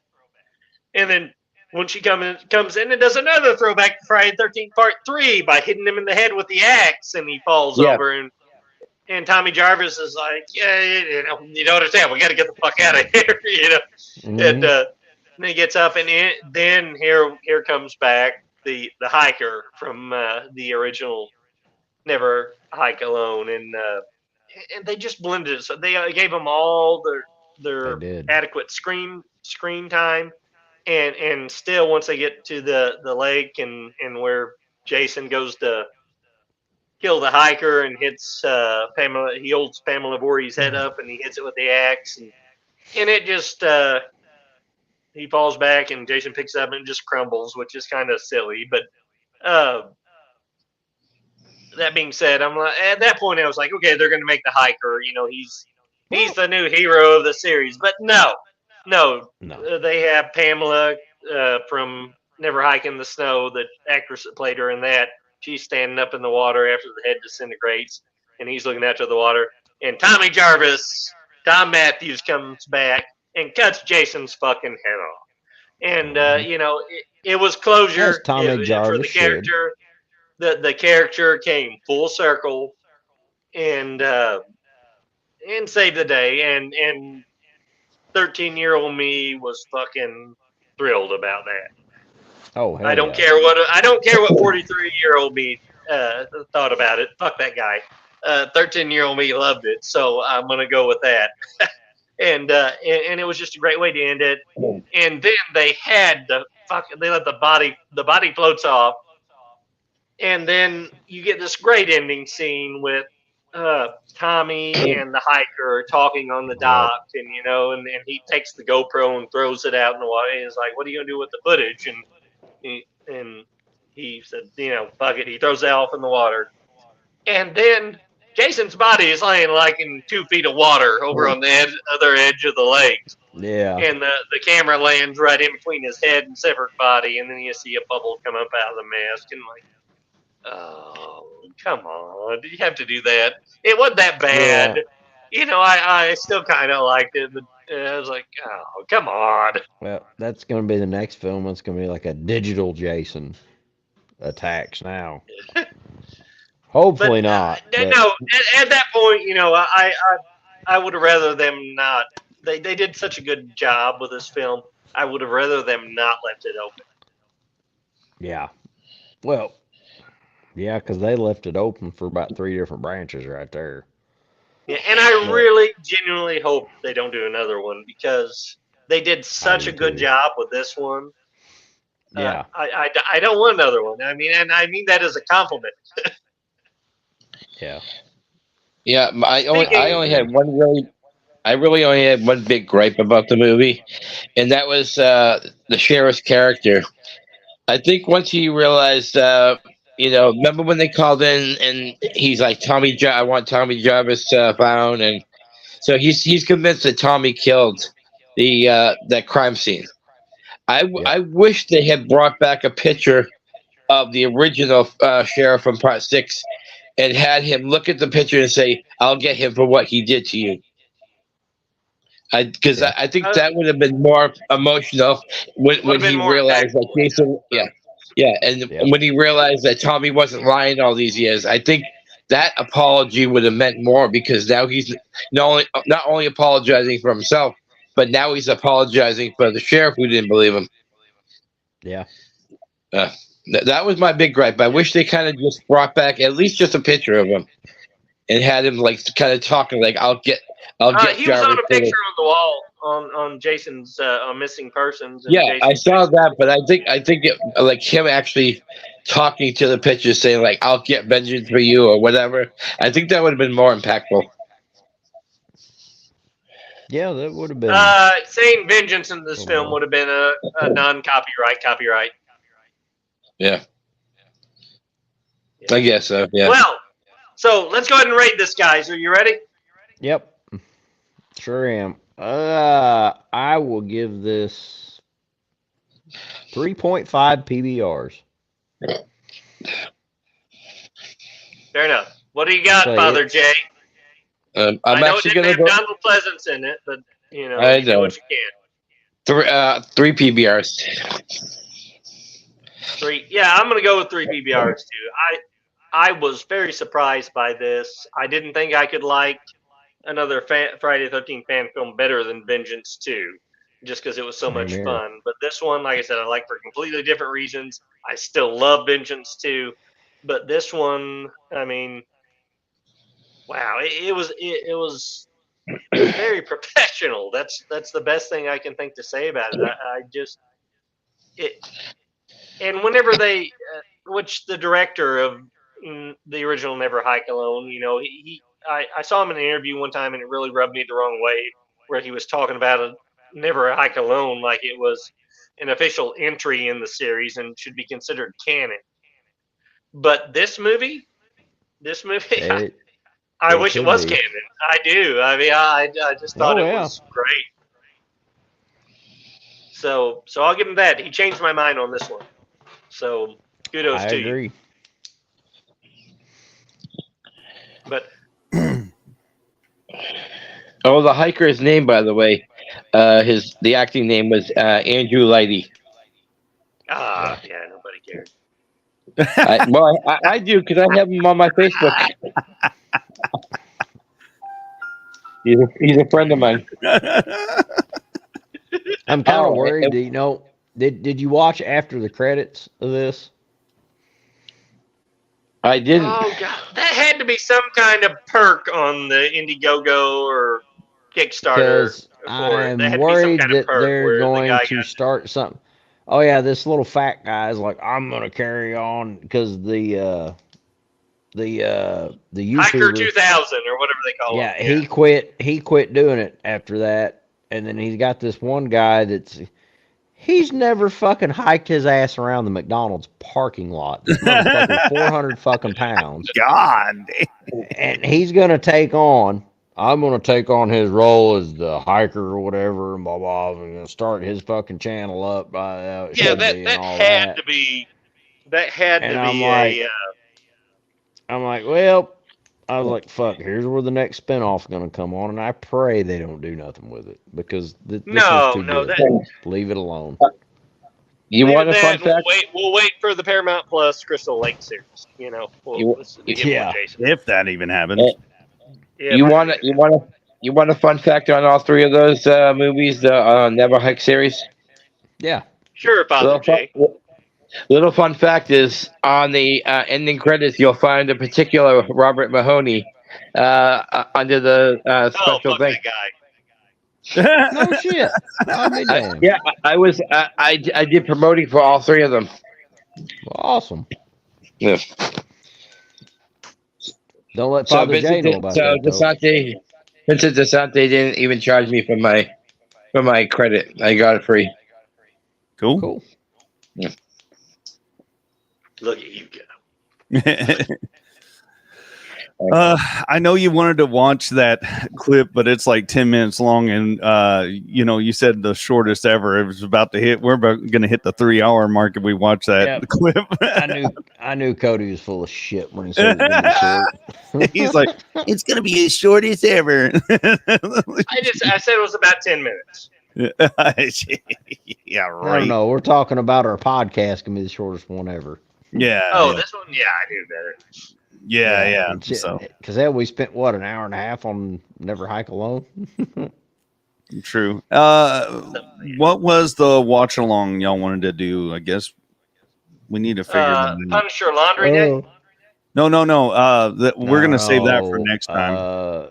Night of the Beast. Was that? Oh, yeah, What that's was that right. one? Okay. Yeah, Night of the Beast. Okay. Friday the 13th, Night of the Beast. You want to do that? By The next the way, third channel got moved back to the 30th. No. And then Halloween Evil Lives is the 31st, supposedly. Yeah. Good. We'll see about that. More power I to think we needed. Maybe we should do a watch along of what was it? Camp Out Nightmare. Maybe we should do a watch along. Nah, of that- Camp Out Nightmare 6? There's Sure. someone. Yeah. There's another show that did that, and I just we don't need to watch that. We don't need to watch that. We got other things we can. I hear it's great. Actually, I've seen it. It is great. It's fantastic, especially the 25th anniversary re-edit that the Skeleton Crew did. Skeleton Crew did. Yeah. Yeah. It's great. All right. James, so some next show, vindictive bald prick had to get it taken down off YouTube instead of pushing it on his Blu-ray set. So next one's going to be the watch along of Friday the 13th, Night of the Beast. Correct? Fan film. Yeah. Yep. We good with that one? Yes. We love that All right, film. yeah. We may even try to get the director on with us. Yeah. Why not? Yeah. Let's do it. Yeah. We'll see if he'll want to do that. I know he's working on another film or something. As So who long as you knows? don't give him my address, because I really freaking hate this. Oh my God. Yeah. It's bad. Get ready. Jeez. Well, Because I will drag this film through the fucking dirt. I will tell you that. You know what? right We're now. just gonna. We'll watch it. So, Yeah. it looks like next episode's going to be a fan film episode. Okay. And we may slip in Punisher Laundry Day on that too. Trav, you need to go ahead and watch it, though. I can't believe you I haven't will. seen Is that. it on YouTube or where's it at? Yes. No, Yes, I've it's never on heard YouTube. Yeah, of you it. got to look a little Okay. bit because it's been took down a bunch of times because Marvel got pissed off because I will Thomas look this Jane up come back to tonight. reprise his role as the Punisher. He did it back like in 2010 Yeah. because he knew he wasn't going to get to play Punisher again. So he came back and did this fan film, which was super cool of him. Yeah. Yeah. And it's Oh, real yeah. short. It's like 10 minutes long. I mean, it's not bad. But yeah, it was cool. When it came out, I got all excited. I'm like, is he going to play Punisher again? And no. Oh, okay. No, just for a shorty. Oh, well. Cool. Yeah, I will watch it out. Well, you know, maybe Ray Stevenson will come back and play him again. Oh, I thought you said well- Ray Stevens. I would fucking love to see Ray Stevens as the Punisher. Did you see him fight that Russian? Yeah, babe. I was just over there in my apartment. Some big guy came in. I said, "Don't look at that." when the squirrel come back to church, Yeah. pulling 38s out from under her skirts. Oh man. Is it promo time? Yeah, it's Yes, promo. sir. Go ahead. Well, first I want to ask Poe what the topic is for tomorrow. It's a secret. No, I'm joking.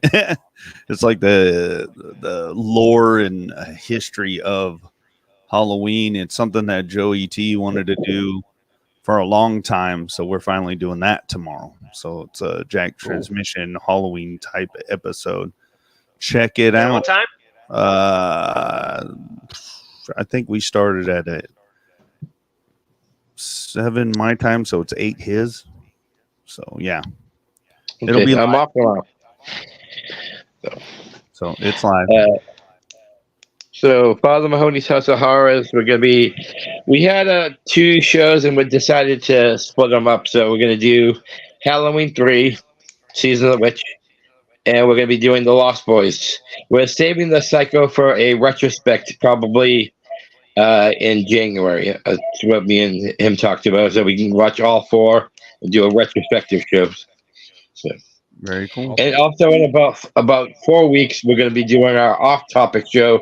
We haven't decided what movies yet, but it's going to be a different genre, so it's not going to be horror related. Cool. Cool. Anything else? Anything else, guys? Yeah. And Michael J wants to say that Rob Mahoney doesn't know how to run a podcast.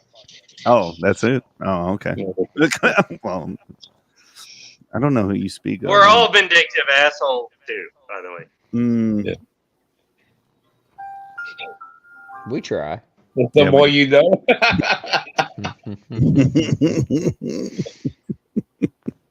Because I'm an asshole. He's an asshole. But yeah, as long as we're doing plugs, everybody, like I've already said, everybody check out the Skeleton Crew podcast. You can find them wherever great podcasts are available. No, Podbean. only on Podbean now. Oh yeah, Podbean, Podbean, yeah, Spotify, they do. all that. Are they on Spotify Every too? yeah. Podbean.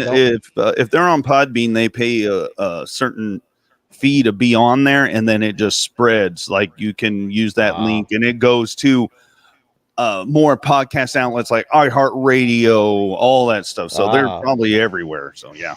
And don't forget Banana. They're pretty well everywhere. Yeah, Banana Laser. Podcasts. Yes. Oh, and don't forget all of ours. We got the Brew Crew. Oh shit! What else do we got? We got Brew Crew, Jack Transmission, Mahoney's House of Horrors. Yeah. I'm missing one Some here. Some show called Backwoods Horror. Yeah. The fucktard boys on Backwoods Horror. Yep, all them. And Yeah, those fucking idiots. Yeah, isn't Joey P coming up with another show though?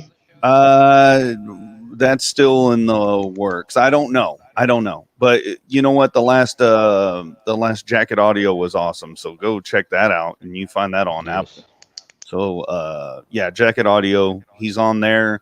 He's on the Brew Crew, and he's on Jack Transmission. So he's got 3 shows. So I think he does what he has an idea, but he doesn't know what he's going to do yet. It's scheduling and all that stuff. So we'll get there. We'll promote when we get there, and then also not on this network, but check out the new episode of Jacket Audio. Yeah, Jacket Audio. 60 with our good buddy Joey T. And T-Man. He just mentioned that, Cody. A lot about Were you not paying attention? No. Were you not paying attention? Poe just mentioned that. No, but he saw it. So I only listen to Dirty Dan. You know. Oh. Yeah. So question: are you and Joey T gonna cover it in Jack Transmission, the shit that's going on in our country recently, and some the upcoming second shows? insurrection? The Brew Crew's usually for that kind of stuff. Oh, okay, gotcha. Yeah, for like what's in the news and entertainment, all that shit. That's the Brew Crew on Sunday mornings. Okay, because this is kind of a conspiracy It is. Shit's Yeah, been going on yeah, since it the is. Obama administration. So It's we'll get into that, and with the conspiracy show, we'll kind of dive into a little bit more. I'm waiting for more stuff to come out because if you try to jump on it too quick, then there's a lot of stuff that changes, and there's already stuff that's already. So it's like it's very confusing. But yeah, all I know is, we got plenty of material to last a while. because So. a lot of this shit it's been started since the Obama administration. So Well, yeah, and Trump kind of upset it, and why we have all the immigrants coming over here now that are fighting ages and all that. Yeah, it's actually kind of scary when you get to divulging into it. It's very interesting and a lot of stuff. So we'll get into it. All right, cool. As soon as more stuff's going on, but I do want to say, everybody check out all the shows that we're a part of. Check out all number one, Dog Nut Media, number one. Number one? Where? No, it is. I'm just saying we're the best. Media, we're the best. maybe number one, but Dog Shit Media is strong number two. Yes. It's number two. Dog Shit Media is number two. Yes. Who does number two work for? Dog Shit Media. Yes. That's just because it's affiliated with Michael J. But that's all I got, gentlemen. If that's all y'all got, that's all I got. Yes. Also, be careful for the little kiddies out there doing their trick or treating. Everybody, be safe. Sir. Yeah, and happy Halloween, everybody. Thanks for tuning in. We'll be back. I don't know when, but we'll be back. All right, cool deal. The holidays are going to be probably we're probably going to take some time off because we all have families, huge fucking families with lots of kids. But we'll be back. All right, everybody. I'll be back. Good night. Yeah. Night.